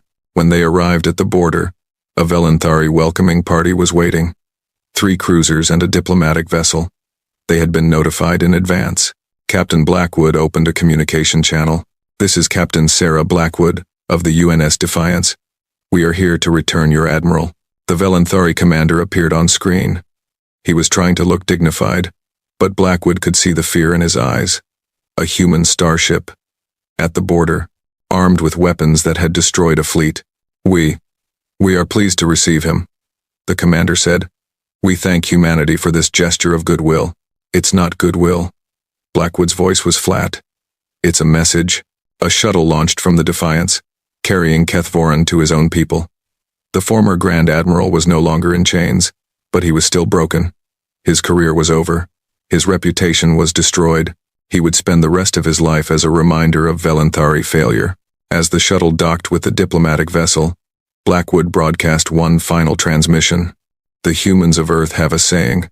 We come in peace. Shoot first and we'll shoot last." She paused, letting the words sink in. "We don't want war with the Imperium.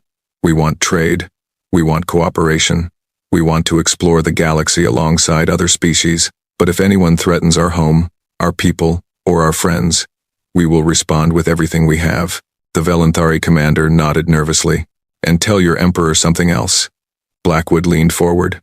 "We're building more ships, many more. When we're done, we won't just defend Earth. We'll be able to reach any world in your Imperium. Think about that. Think about what we did to your fleet. And think very carefully before you break this treaty." She ended the transmission and turned to her crew. "Take us home." The Defiance jumped back to Earth. Behind it, the Velanthari fleet remained frozen in place, afraid to move, afraid to react. The message had been received. News of humanity's entrance into the galactic community spread quickly. Species across hundreds of worlds heard the story. A primitive species had defeated a Velanthari subjugation fleet. A species that had only just learned to leave its own planet had built starships and traveled to the stars. Reactions varied. The Velanthari Imperium maintained its public stance of friendship and cooperation. In private, their military worked frantically on new weapons and tactics. They studied every piece of intelligence they could gather about human warfare. They prepared for the war they knew was coming. Other species watched with different emotions. The Lorathi, a race enslaved by the Velanthari for 2,000 years, heard the news with desperate hope. If the humans could defeat the Imperium, perhaps others could too. Secret messages were sent. Rebellions were planned. The Kethmari Collective, an independent civilization that had resisted Velanthari expansion for centuries, sent their own ambassadors to Earth. They proposed an alliance, a partnership between species that valued freedom. The Galactic Concord, the assembly of civilized species, debated what to do about the newcomers. Some wanted to welcome humanity, others wanted to contain them. None could agree, and humanity continued to build. 1 year after the battle, Earth's fleet had grown to 12 starships. Each was more advanced than the last. Human engineers had not simply copied Velanthari technology, they had improved it. Human weapons were more powerful, human ships were faster, human computers were impossible to hack. Secretary General Tanaka addressed the United Nations on the anniversary of first contact. 1 year ago we were alone. We thought we were the only intelligent species in the universe. We were wrong. She looked out at the assembled representatives. Leaders from every nation, heroes of the battle, scientists and engineers who had built the new fleet. 1 year ago, an alien fleet tried to enslave us. They thought we were primitives. They thought we would surrender. They were wrong. Her voice grew stronger. Today, we have 12 starships. We have colonies on the Moon and Mars, and the moons of Jupiter. We have ambassadors in the galactic concord. We have allies who share our values and our dreams. She paused, letting the moment stretch. But we also have enemies. The Velenthari Imperium has not forgotten. They are preparing for another war. Other species see us as a threat to their power. The galaxy is not a peaceful place. Her expression hardened. We will not seek war, but we will not run from it. We will explore the stars. We will make friends where we can, and we will crush anyone who threatens our people. The applause was thunderous. Representatives who had once been enemies stood together, united by a shared purpose. Humanity had found its place in the universe, not as victims, not as slaves, not as primitives waiting to be conquered, as predators, as warriors, as a species that would bow to no one. In the throne room of the Velenthari Imperium, Emperor Keth Valoran watched the broadcast. His advisors stood around him, waiting for his reaction. He studied the human leader. So small, so fragile-looking, but her eyes held no fear. Her voice carried absolute conviction. They are building an empire, Lord Yethkoran observed. Within a generation, they may rival our own. Yes, the Emperor agreed. They are. What do we do, Divine Emperor? The Emperor was silent for a long moment. He thought about history, about his ancestors who had built the Imperium from nothing, about the countless species they had conquered, and he thought about the future, about a universe where humanity was not a minor annoyance but a major power, about wars that would last centuries and claim billions of lives. We wait, he said finally. We watch, we prepare, and we hope that when the final conflict comes, we are ready for it. He looked at the image of Earth on his display. A small blue world, a world that had changed everything, because if we are not ready, if we underestimate them again, they will destroy us. Not conquer us, not enslave us, destroy us. Every ship, every world, every Velenthari, whoever lived. His advisors were silent. They had never heard their emperor speak with such certainty, such fear. The humans do not fight for power or territory or glory. They fight for survival. They fight with the desperation of a species that knows it can lose, and that makes them more dangerous than any enemy we have ever faced. He turned away from the display. The age of easy conquest is over. The Imperium must adapt or die, and the universe will never be the same. In the darkness between stars, humanity's fleet continued to grow.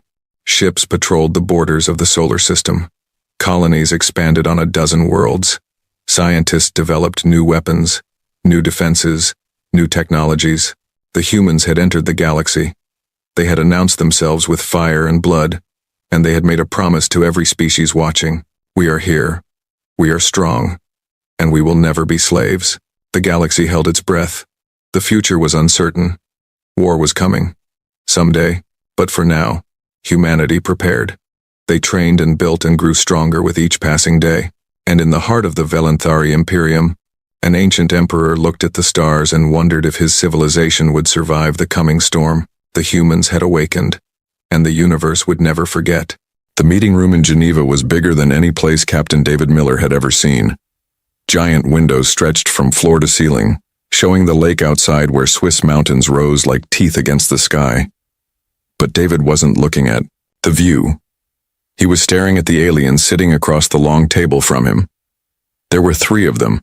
The one in the middle, Ambassador Keth, looked like someone had carved a person out of blue crystal. His skin caught the light and threw it, back in strange patterns. When he moved, tiny sounds came from his body like wind chimes in a gentle breeze. The other 2 aliens were different.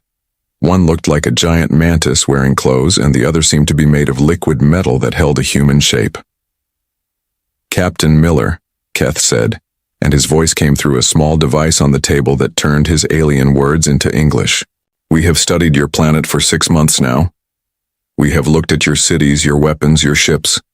The Galactic Council has made its decision about Earth. David felt sweat on his forehead but kept his face calm. Behind him sat the best.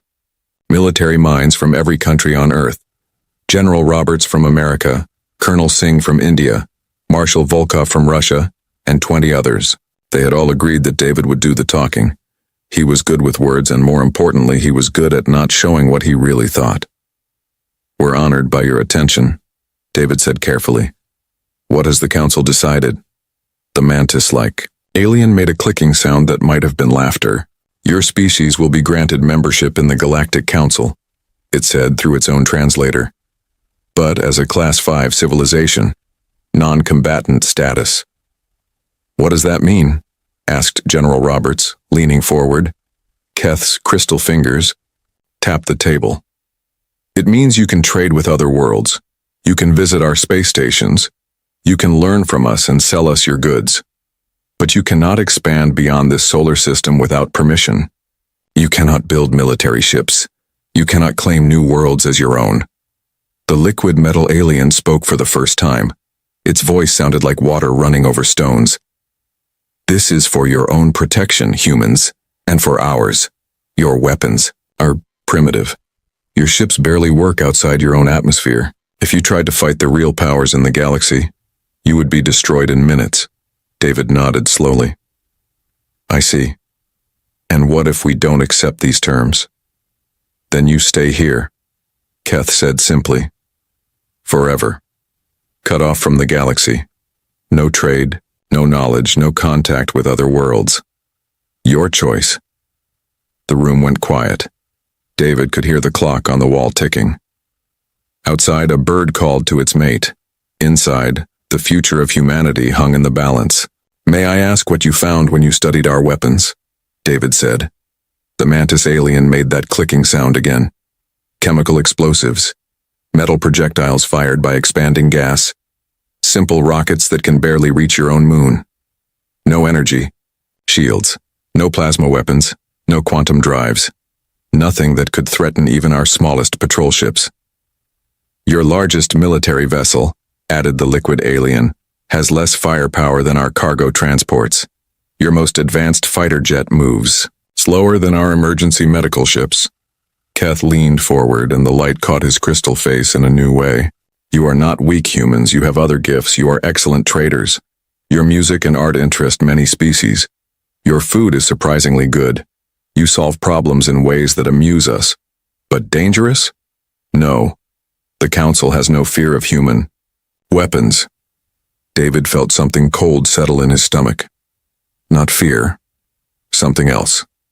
Something that felt like anger, but colder and more patient. I understand, he said. Do you accept the terms? Keth asked. David looked back at the generals and admirals behind him. He saw the same cold thing in their eyes that he felt in his own chest. General Roberts gave him the tiniest nod. Colonel Singh's face showed nothing, but her fingers drummed.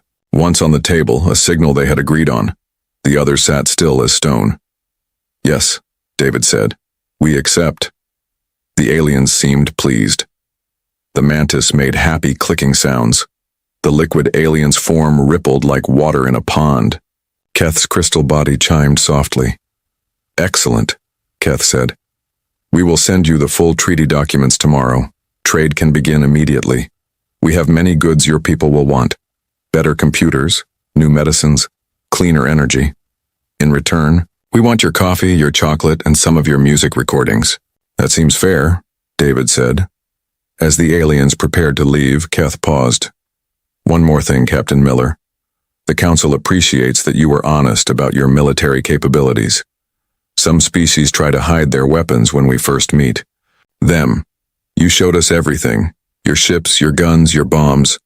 This honesty is why we trust you as trading partners. David smiled.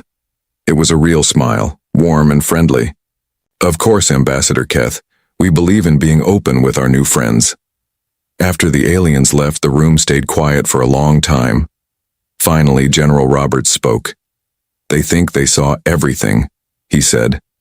They saw what we wanted them to. See? Colonel Singh replied. David stood up and walked to the window. The Swiss mountains looked peaceful in the afternoon sun. But he knew that deep inside those mountains, and in similar places around the world, humanity was building things the aliens had never imagined.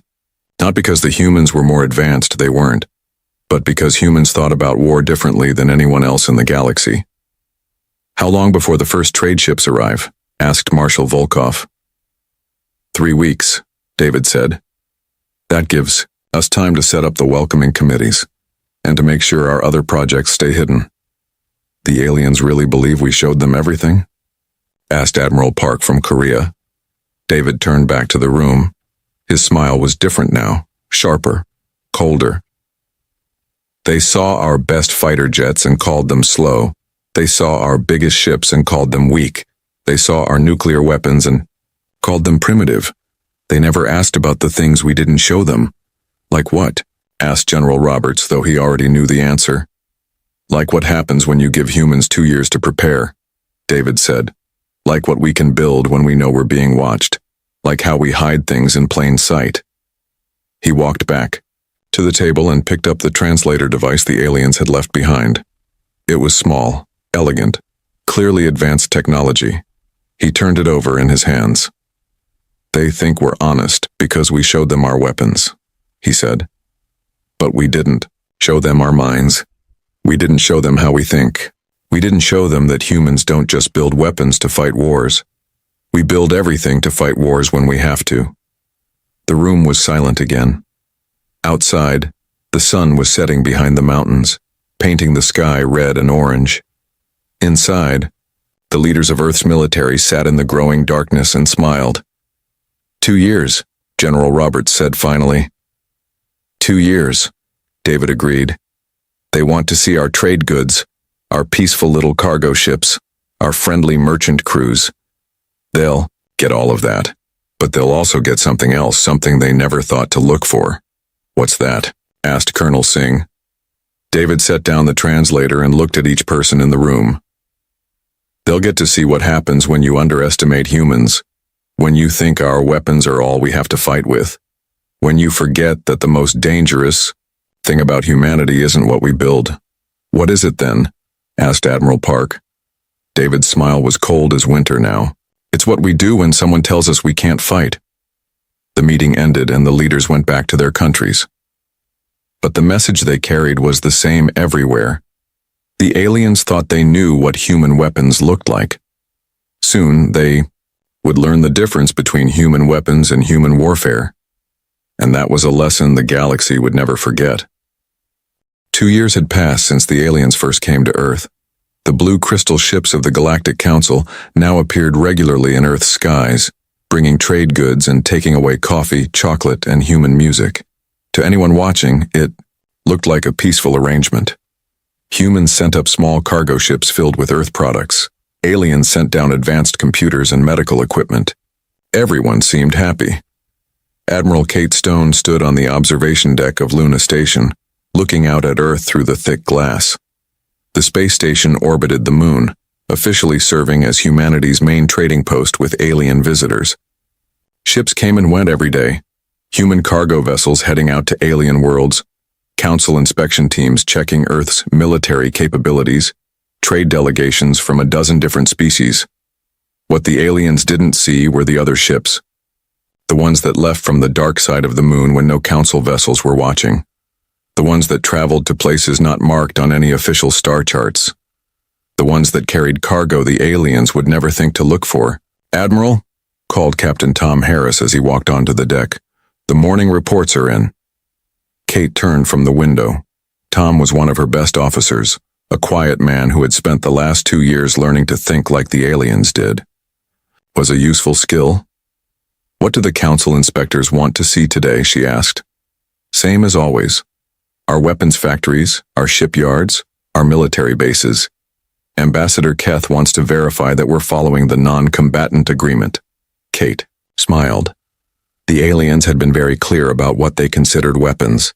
Energy guns, plasma cannons, quantum missiles, shield generators, all the standard tools of galactic warfare. They had searched Earth thoroughly and found none of these things. What they had found were human weapons, bullets, bombs, rockets, and nuclear missiles. All primitive by galactic standards. "Show them everything they want to see," Kate said. "Take them to the Nevada test site. Let them watch us blow up old tanks with our primitive explosives. Take them to Norfolk Naval Base. Show them our biggest aircraft carriers. Let them measure our fastest jets." Tom nodded. "They always seem amused by our technology." Good. Let them stay amused. As Tom left to prepare for the inspection, Kate looked back out the window. Far below, she could see the lights of cities on Earth's night side. What the aliens couldn't see from up here were the new factories hidden underground, the research labs built inside mountains, the shipyards constructed in deep ocean trenches. Humanity had spent 2 years learning to hide in plain sight. Her communicator buzzed. Admiral Stone, this is Colonel Mike Chen calling from Asteroid Mining Station 7. Kate pressed the reply button. Go ahead, Colonel. We have a problem. Long-range sensors are picking up a fleet movement in the Kepler sector. 40 ships, all armed, heading toward Council Research Station Alpha. Kate felt her stomach drop. Research Station Alpha was home to 3,000 scientists from 12 different alien species. It was supposed to be neutral territory, protected by the Council's treaties. If someone was attacking it, the situation was already bad. Who's attacking? She asked. Drakmari Syndicate. Pirates, but well-organized ones. They've been raiding Council ships for months, but this is their biggest move yet. The Drakmari were trouble. Kate had read the intelligence reports. They were a warrior species that refused to join the Council, preferring to take what they wanted by force. Their ships were fast, their weapons were powerful, and they didn't care about treaties or civilian lives. What's the Council's response time? 3 weeks minimum. Their nearest fleet is on the other side of the sector. Kate closed her eyes. 3,000 innocent beings would die, and there was nothing the official Galactic Council could do about it.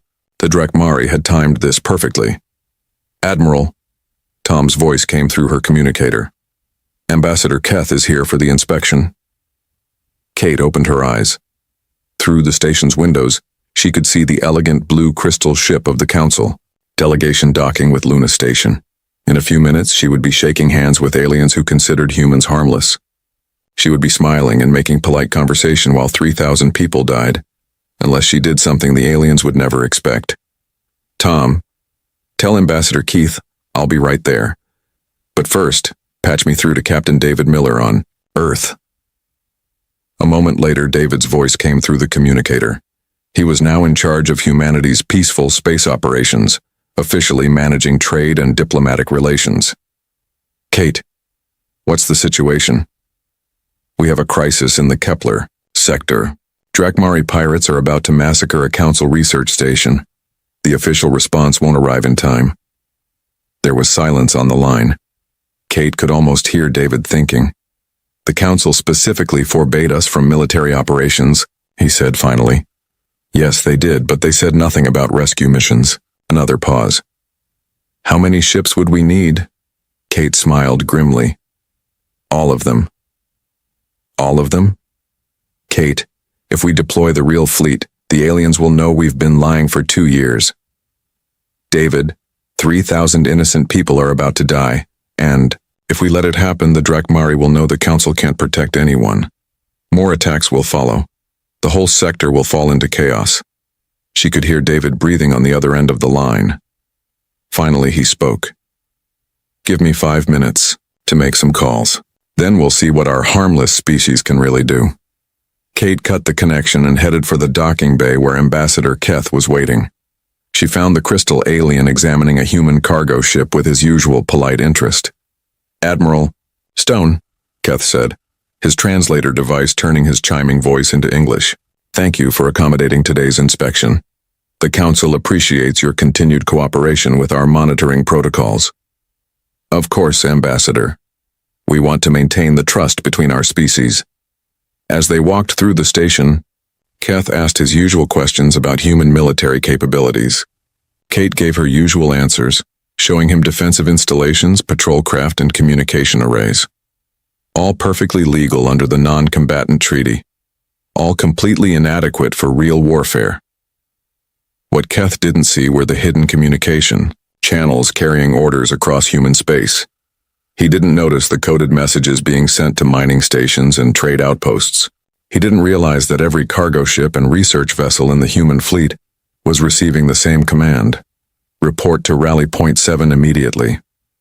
Your species continues to impress us with your peaceful intentions, Keth said as they toured the station's weapons storage, a room full of simple kinetic firearms and chemical explosives. Many young species try to challenge the established order when they first join the galactic community. Humans have shown remarkable wisdom in accepting your limitations. Kate nodded politely. We understand our place in the galaxy, Ambassador. 3 hours later, the inspection was complete. Keth's ship departed for Earth, carrying a report that would reassure the Council that humanity remained harmless and cooperative. Kate watched the crystal vessel disappear into the distance, then activated her personal communicator. David, what's our status? The word is out. Every ship we have is moving toward Kepler sector. ETA is 18 hours. How many ships are we talking about? 107, Kate. Every vessel we've built in the last 2 years. Kate felt a chill run down her spine. 107 ships that the aliens had never seen, never imagined, never planned for. Ships built with human engineering and alien materials stolen from trade shipments. Ships designed not to match alien technology, but to beat it using purely human tactics. The Drakmari won't know what hit them, she said. Kate, once we do this, there's no going back. The Council will know we've been preparing for war since day one. Kate looked out at the stars, thinking about 3,000 innocent beings who were about to die if humanity did nothing. Then she thought about what Ambassador Keth had said. Humans have shown remarkable wisdom in accepting your limitations. David, she said, maybe it's time the galaxy learned that humans don't accept limitations. We find ways around them. Understood, Admiral. All ships are moving to intercept. We'll show the Drakmari what human warfare really looks like. As the communication ended, Kate remained at the window, watching the stars. In 18 hours, the galaxy would discover that humanity had been building more than just trade relationships. During their 2 years of peaceful membership in the Council, they had been building the tools of war, not the weapons the aliens expected, but something far more dangerous. They had been building an army that thought like humans. Captain James Park had been waiting for this moment for 2 years. He stood on the bridge of the UES Defiant, watching through the main screen as ships appeared from all directions. They came from asteroid fields where they had been disguised as mining operations. They emerged from behind moons where they had been hidden in the shadows. They rose from deep space where they had been drifting like dead metal, waiting for the signal. One by one, humanity's real fleet gathered at Rally. Point 7. 60 ships and counting, reported Lieutenant Amy Cross from her station. Still more coming in. James nodded, but his eyes stayed fixed on the screen. The Defiant looked like a simple cargo hauler from the outside. Long, boxy, painted in the dull colors that made human ships seem harmless to alien eyes, but appearances could be deceiving. When the outer hull panels slid away, they revealed something that no alien species had ever built. Captain, called his communications officer, Admiral Stone is requesting a fleet-wide channel. Put her through. Admiral. Stone's face appeared on every screen in every ship. Behind her, James could see the familiar walls of Luna Station. But her expression was different now.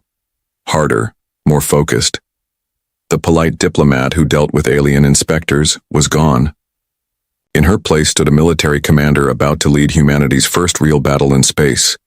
All ships, this is Admiral Stone. By now you all know why we're here.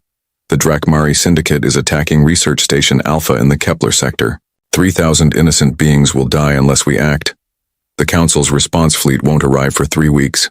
James felt the mood on his bridge shift. His crew had trained for this moment, but training was different from reality. In a few hours they would be fighting aliens who had been waging space warfare for thousands of years. I want to be clear about what we're doing, Stone continued. This mission will reveal everything we've built during the last 2 years. The aliens will know we've been preparing for war. Our peaceful relationship with the Council will be over. But some things are more important than keeping secrets. Through the Defiant sensors, James could see the other ships in the fleet. They didn't look like much. Cargo haulers, mining vessels, research ships, transport craft. Nothing that would impress a military expert from any galactic power. But James knew what these ships could really do. All ships, prepare for hyperspace jump.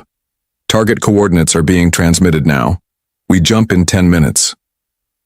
As the communication ended, James turned to his crew. You heard the Admiral. This is what we've been training for. Lieutenant Cross, how are our special systems? Amy's fingers danced across her console. All fabrication units online. Repair systems at full capacity. Weapon conversion protocols ready for deployment. Excellent. Commander Willis, what's the status of our cargo bay? Commander Bob Willis, the ship's chief engineer, smiled grimly. 15,000 mining charges, sir. Each one modified according to the new specifications, plus all the raw materials we collected from those trade runs to the outer system. James nodded. The aliens thought those mining charges were simple explosives used to break apart asteroids. They had no idea what human engineers could do with simple explosives when they put their minds to it. 5 minutes to jump, announced the navigation officer. Around the fleet, other ships were making their own preparations. Captain Lisa Chen's vessel, the Prometheus, was releasing what looked like repair drones, small robots designed to fix damaged hull plates and replace broken components. What the aliens didn't know was that these same drones could take apart enemy ships just as easily as they could fix human ones. Captain Rex Turner's ship, the Endeavour, was running final checks on its manufacturing equipment. Officially, the Endeavour was a factory ship, designed to process raw materials into finished goods. Unofficially, it could manufacture anything from ammunition to entirely new weapons systems using whatever materials were available. 2 minutes to jump. James looked at his crew one more time. These weren't soldiers in the traditional sense. Amy Cross had been a computer programmer before joining the space service. Bob Willis had designed mining equipment for asteroid operations. Navigation officer Sarah Kim had started as a civilian transport pilot. But they had all learned to think like warriors during humanity's 2-year preparation. 1 minute to jump. The Defiant's engines hummed with power. Around them, 99 other ships prepared to enter hyperspace. It was the largest fleet humanity had ever assembled, and the aliens had no idea it existed. Hyperspace jump in 10-9-8-7-6-5-4-3-2-1. Jump. Space twisted around them. Stars became lines of light, then vanished entirely as the fleet entered the strange realm between normal space and somewhere else. For 30 minutes, they would travel faster than light toward a battle that would change everything. When they emerged, the Kepler sector spread out before them like a 3-dimensional map of light and darkness. Research Station Alpha hung in the distance, a collection of gleaming domes and connecting tubes that housed scientists from across the galaxy. But between the human fleet and the station, 40 Drakmari warships moved in perfect formation.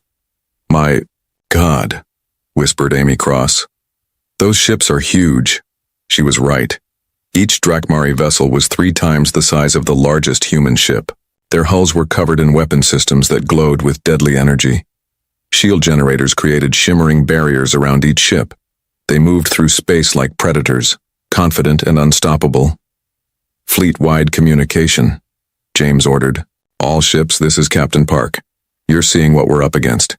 40 ships, each one more powerful than anything we've ever built. Their weapons can destroy us in seconds. Their shields can stop anything we can throw at them. By every measure that matters in galactic warfare, we should run." He paused, looking at the Drakmari fleet on his screen. "But we're not here to fight galactic warfare. We're here to fight human warfare, and that's something these pirates have never seen before." The communication channel crackled as other captains responded. "Ready to show them what humans can do, Captain Park?" "My crew is standing by for your orders, sir." "Let's teach these aliens about human creativity." James smiled. "All ships implement Protocol 7. Let's show the galaxy what happens when you underestimate humans." Across the fleet, ship after ship began to change. Hull panels slid away to reveal hidden weapons, systems. Cargo bays opened to release clouds of modified mining equipment. Factory ships started producing new weapons using the raw materials they had been carrying as trade goods. The Defiant's transformation was the most dramatic. What had looked like a simple cargo hauler now bristled with weapons that no alien species had ever imagined. Not energy beams or plasma cannons, but something uniquely human. "Captain," reported Amy Cross, "long-range sensors show the Drakmari fleet is changing course. They're coming toward us." "Good. Let them come. Communications. Signal all ships. Begin Phase 1 of the attack plan. The human fleet scattered like seeds in the wind. Instead of forming the tight battle formations that aliens expected, each ship became an independent threat. Some dove toward the nearest asteroid field. Others accelerated at impossible angles, using their small size and human engineering to move in ways that confused alien sensors. Drakmari fleet is trying to target us, reported the communications officer. Their weapons are designed for large ship combat. They're having trouble locking onto our small, fast-moving vessels. James watched the tactical display as his fleet spread out across the sector. This was the first test of human military doctrine in space. Don't fight the enemy's strengths, fight their weaknesses. All ships, you are free to engage. Show them what human weapons can really do. The battle for Research Station Alpha was about to begin, and the Drakmari were about to learn that humans didn't build weapons to match alien technology. They built weapons to win wars against aliens who thought they knew everything about warfare. In the distance, 40 massive warships prepared to destroy what they saw as a small, harmless fleet. They had no idea they were about to face something that would change their understanding of war forever. Commander Zalk of the Drakmari fleet stared at his tactical display with growing confusion. His 40 warships had been expecting either a surrender or a glorious battle against Council forces. Instead, they faced 100 small human vessels that were behaving like nothing he had ever seen in 3 decades of space combat. "Sir," reported his weapons officer, "the human ships are not forming battle lines. They're scattering in all directions. Some are heading for the asteroid field. Others are diving toward the gas giant's rings. A few are actually flying straight at us, but then veering away at the last second." Zalk's 4 eyes narrowed as he studied the display. "Are they running away?" "I don't think so, sir. They're moving too deliberately. It looks like they have a plan." "A plan?" Zalk's laugh was a harsh sound that made his bridge crew flinch. What plan could these primitive beings have? Their largest ship is smaller than our supply vessels. "Begin the attack. Target the closest human ships and destroy them quickly. Then we can return to taking the research station." But as the first Drakmari energy beams lanced out toward the human fleet, something unexpected happened. The human ships didn't try to dodge the attacks. They released clouds of what looked like space debris. Metal fragments, chunks of rock, pieces of machinery that had been stored in their cargo hold scattered in front of the energy beams. "Direct hits on multiple targets," reported the weapons officer. "But sir, the human ships are still intact." Zalk leaned forward. "What do you mean?" "The debris absorbed most of the energy from our weapons. It's like they were using it as armor." Before Zalk could respond, alarms began sounding throughout his ship. "Sir, we have hull breaches on decks 7 through 12. Something is eating through our armor." "Eating through our armor? That's impossible. Our hulls are made of reinforced battle steel." His engineering officer's voice came through the communicator, tight with panic. "Sir, you need to see this. The debris the humans released, it wasn't just metal fragments. There are tiny machines mixed in with it. They're taking apart our hull at the molecular level." Zalk felt cold fear creep up his spine. "Nanobots? No, sir, not nanobots. These look like mining equipment, but microscopic. They're designed to break down asteroids, but they're working on our ship instead." Across the Drakmari fleet, similar reports were coming in. The humans had weaponized their mining technology, turning tools meant for asteroid processing into hull-eating swarms. Ships that had seemed untouchable moments before were now being slowly disassembled by clouds of tiny machines. But that was only the beginning. Captain Lisa Chen watched from the bridge of the Prometheus as her ship approached, one of the massive Drakmari warships. Her vessel looked like a repair and salvage craft, which technically it was, but humans had learned to be creative with their definitions. "Range to target?" she asked. 500 meters and closing," replied her pilot. "They're firing at us, but their weapons are designed for long-range combat. At this distance, we're too close for their targeting systems to track properly." "Excellent. Begin attachment sequence." The Prometheus extended what looked like docking clamps, the same kind used to attach to damaged ships for rescue operations. But instead of docking with a friendly vessel, they were clamping onto the hull of an enemy warship.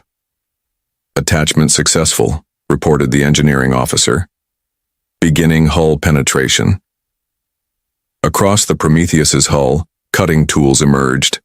Plasma torches, molecular saws, and acid jets that were normally used to cut through wreckage during salvage operations. Now they were being used for a very different kind of salvage. "Sir, we're cutting through their armor like it's made of paper," called the chief engineer. "These tools are designed to handle the toughest materials in space. Military armor is actually easier to cut than some of the asteroids we work with." Captain Chen smiled grimly. "Focus on their weapon systems and engines. We're not trying to destroy them. We're performing surgery." This was the second principle of human warfare that the aliens had never encountered. If you can't overpower them, outthink them. While the Drakmari were designed to fight ship-to-ship battles at long range, humans were fighting at point-blank range using tools the aliens had never considered weapons. Meanwhile, Captain Rex Turner's ship, the Endeavour, was demonstrating the third principle: if you don't have the right weapons, make them. His vessel was officially a manufacturing ship, equipped with fabrication systems that could turn raw materials into finished products. But during the 2 years of preparation, Turner's team had learned to manufacture products the aliens never expected. "Production line 7 is ready," reported his chief engineer. "We can produce one guided missile every 30 seconds using the raw materials in our cargo hold." "What about production line 12? "That's our specialty line. We're making custom weapons based on real-time analysis of enemy weaknesses. The computer has identified weak points in Drakmari ship design and is manufacturing specific tools to exploit them." Turner nodded. The Endeavour was essentially a weapons factory that could adapt its products to whatever the battle required. While other species built their weapons years in advance, humans were building theirs during the fight itself. "Launch all current inventory," Turner ordered, "and keep production lines running at maximum capacity." The Endeavour's cargo bays opened, releasing a swarm of newly manufactured missiles. But these weren't the plasma-tipped, shield-penetrating weapons that other species used. They were purely human in design, each one carrying a different payload, designed to exploit specific weaknesses in the enemy ships. Some carried more nanoscale mining equipment. Others released clouds of chaff that interfered with alien sensors. A few contained what appeared to be simple electromagnetic pulse devices, except these EMP generators had been specifically tuned to disrupt Drakmari shield frequencies. "Commander," Zok watched in growing horror as his fleet fell apart around him. His ships were being swarmed by tiny human vessels that fought like parasites rather than warriors.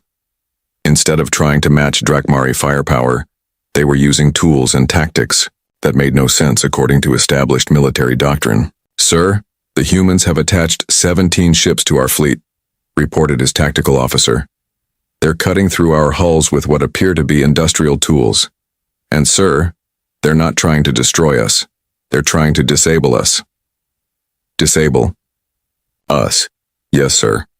They're surgically removing our weapon systems, our engines, our shield generators. It's like they want to capture our ships intact." Another alarm sounded. "Sir, multiple hull breaches from those microscopic machines.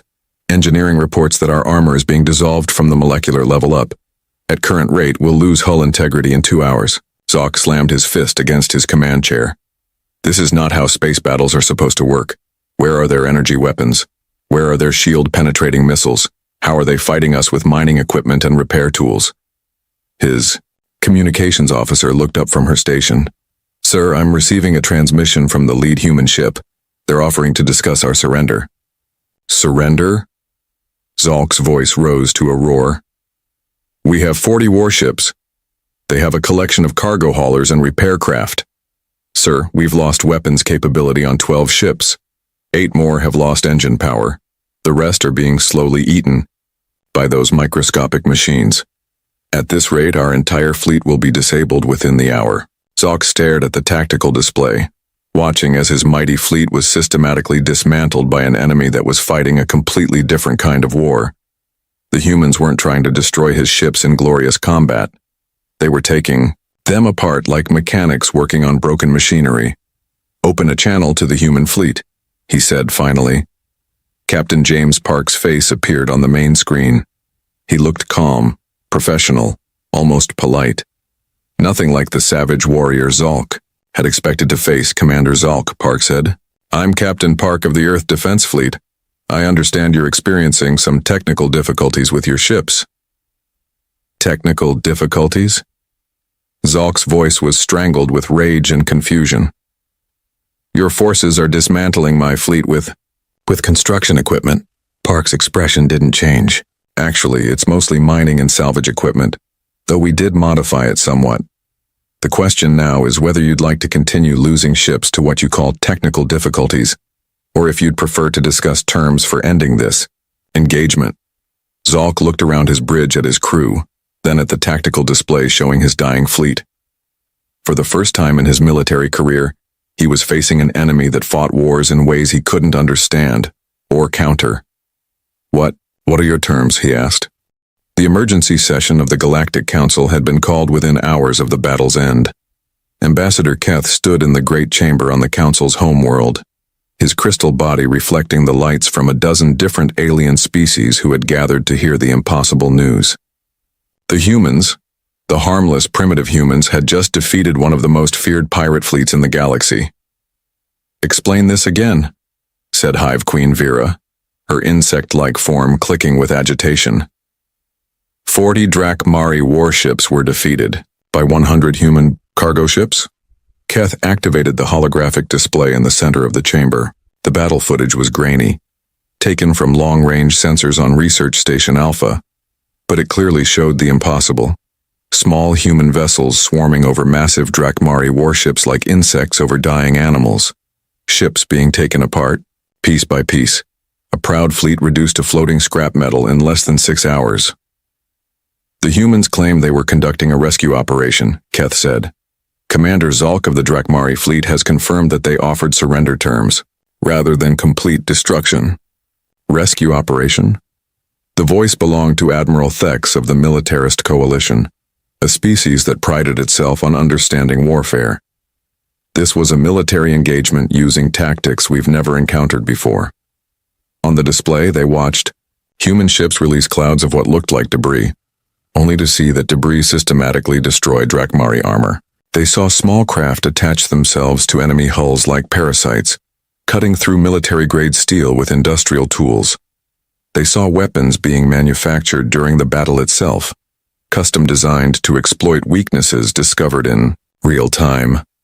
The question before us, said Chancellor Morvac, the Council's senior member, is how we respond to this revelation. The humans have clearly violated their non-combatant status. Have they? Asked diplomatic advisor Zen, a thoughtful species known for careful analysis. We prohibited them from building military vessels and energy weapons. These recordings show cargo ships, mining equipment, and industrial tools. Technically, they followed the letter of our agreement. Admiral Thex's feathers ruffled in frustration. They turned civilian equipment into weapons. That's exactly the kind of military thinking we were trying to prevent. No, said a new voice from the chamber's entrance. That's the kind of thinking you failed to understand. All heads turned to see Admiral Kate Stone entering the chamber, flanked by Captain David Miller and Captain James Park. The three humans walked calmly to the center of the room, showing no fear despite being surrounded by alien species that could crush Earth with a single fleet deployment. Admiral Stone, Keth said, his translator device buzzing. The Council did not authorize your presence at this session. I requested permission to address the Council, Kate replied. As the commanding officer responsible for the Kepler sector, engagement. You mean the battle where you violated every term of your species' membership agreement, growled Admiral Thex. Kate looked directly at the alien military commander. I mean the rescue operation where we saved 3,000 innocent lives while your mighty fleets were too far away to help. The chamber fell silent. It was true. The Council's response force wouldn't have arrived for weeks. Only the humans had been close enough to act. Nevertheless, Chancellor Morvac said, you deployed over 100 military vessels that were never reported to our inspection teams. You used weapons that you claimed not to possess. You engaged in ship-to-ship combat using tactics that violate the basic principles of civilized warfare. David Miller stepped forward. Chancellor, may I ask what you consider the basic principles of civilized warfare? fleet-to-fleet engagement using recognized weapon systems, energy beams, plasma, cannons, quantum torpedoes, ships fighting ships in open space according to established military doctrine. David nodded thoughtfully. And what makes those weapons more civilized than ours? They are designed for military purposes by military engineers following military specifications, Admiral Thex snapped. Not improvised from civilian equipment by mechanics and miners. James Park spoke for the first time. Admiral, with respect, you're missing the point. You've been thinking about weapons, we've been thinking about war. The chamber erupted in confused chatter from a dozen species. Chancellor Morvac called for order, then looked down at the three humans standing calmly in the center of the great room. Explain what you mean, he demanded. Kate stepped forward. 2 years ago, you assessed our weapons and found them wanting. You looked at our ships and called them primitive. You studied our military capabilities and decided we were harmless. But you never asked the right question. Which was? You never asked what humans do when someone tells us we can't fight. She gestured to the holographic display, which still showed frozen images from the battle. You saw mining equipment and decided it couldn't be dangerous. We saw tools that could take apart asteroids and realized they could take apart ships. You saw repair drones and classified them as non-military. We saw machines that could fix anything and realized they could unfix anything too. Hive Queen, Vera's compound eyes focused on Kate. You're saying you weaponized your entire civilian infrastructure? No, David said. We're saying we never separated civilian and military infrastructure in the first place. Every human tool, every human machine, every human system is designed to be adaptable. Because humans have always faced challenges that required us to use whatever we had available. James pointed to the display. Your species build weapons to fight other weapons.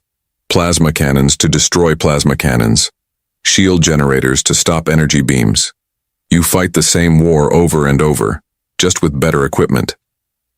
And humans? Asked diplomatic advisor Zen. Humans fight to win, Kate said simply. We don't care if our weapons are primitive by your standards. We care if they work.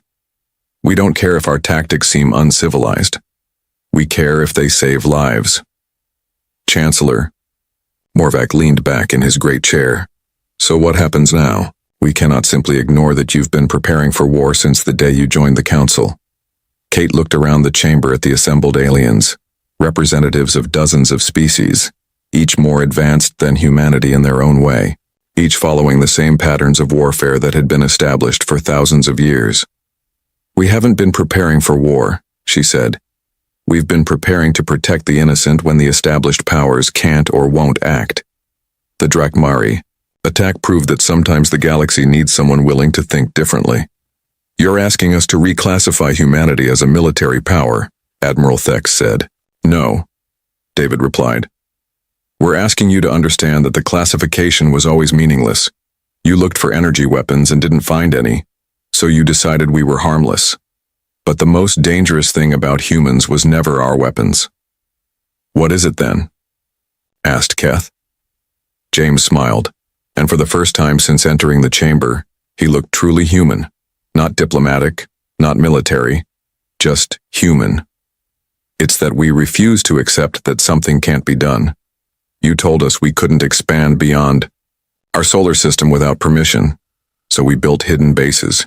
You told us we couldn't build military ships, so we built ships that could become military when needed. You told us we couldn't threaten established powers with our primitive weapons, so we found ways to threaten them with everything else. The chamber was quiet now. On the display, the frozen image of the battle showed tiny human ships clinging to massive Drakmari hulls like determined parasites, taking apart war machines that had terrorized the sector for months. The Drakmari fleet has been completely disabled, Kate reported. No lives lost on either side. The pirates are being held for council justice, and their ships are being prepared for return to their rightful owners. Research Station Alpha is safe, and its 3,000 inhabitants are grateful to be alive. Chancellor Morvac studied the humans for a long moment. And what do you want from the council now? Nothing, Kate said. We've proven that we can protect ourselves and others when necessary. We've shown that human methods, while unconventional, are effective. The question is what the Council wants from us. Reclassification seems inevitable, admitted diplomatic advisor Zen. The question is what category of military power humanity represents. Admiral Thex was still staring at the battle footage. I've been studying warfare for 40 years, he said slowly. I've never seen anything like this. You didn't just defeat the Drakmari. You made their entire military doctrine irrelevant. Because we don't follow military doctrine, James explained. We follow human nature, and human nature says that when something needs to be done, you find a way to do it with whatever you have available. Keth's crystal form chimed softly as he considered the implications. The Council's database listed humanity as no dangerous weapons detected. What should we list you as now? David, Kate, and James looked at each other and smiled. Classification pending, Kate said, and recommend extreme caution. Not because we want to threaten anyone, but because the galaxy just learned something important about humans. Which is? We don't build weapons to fight wars, David said. We fight wars with whatever we can build, and that makes us more dangerous than any energy cannon or plasma torpedo ever could. The session ended with the Council agreeing to review humanity's status. But as the aliens filed out of the chamber, each was thinking the same thing. They had underestimated humans by looking for the wrong kind of danger. The real threat wasn't human weapons, it was human creativity applied to the art of war. And that was a lesson the galaxy would never forget.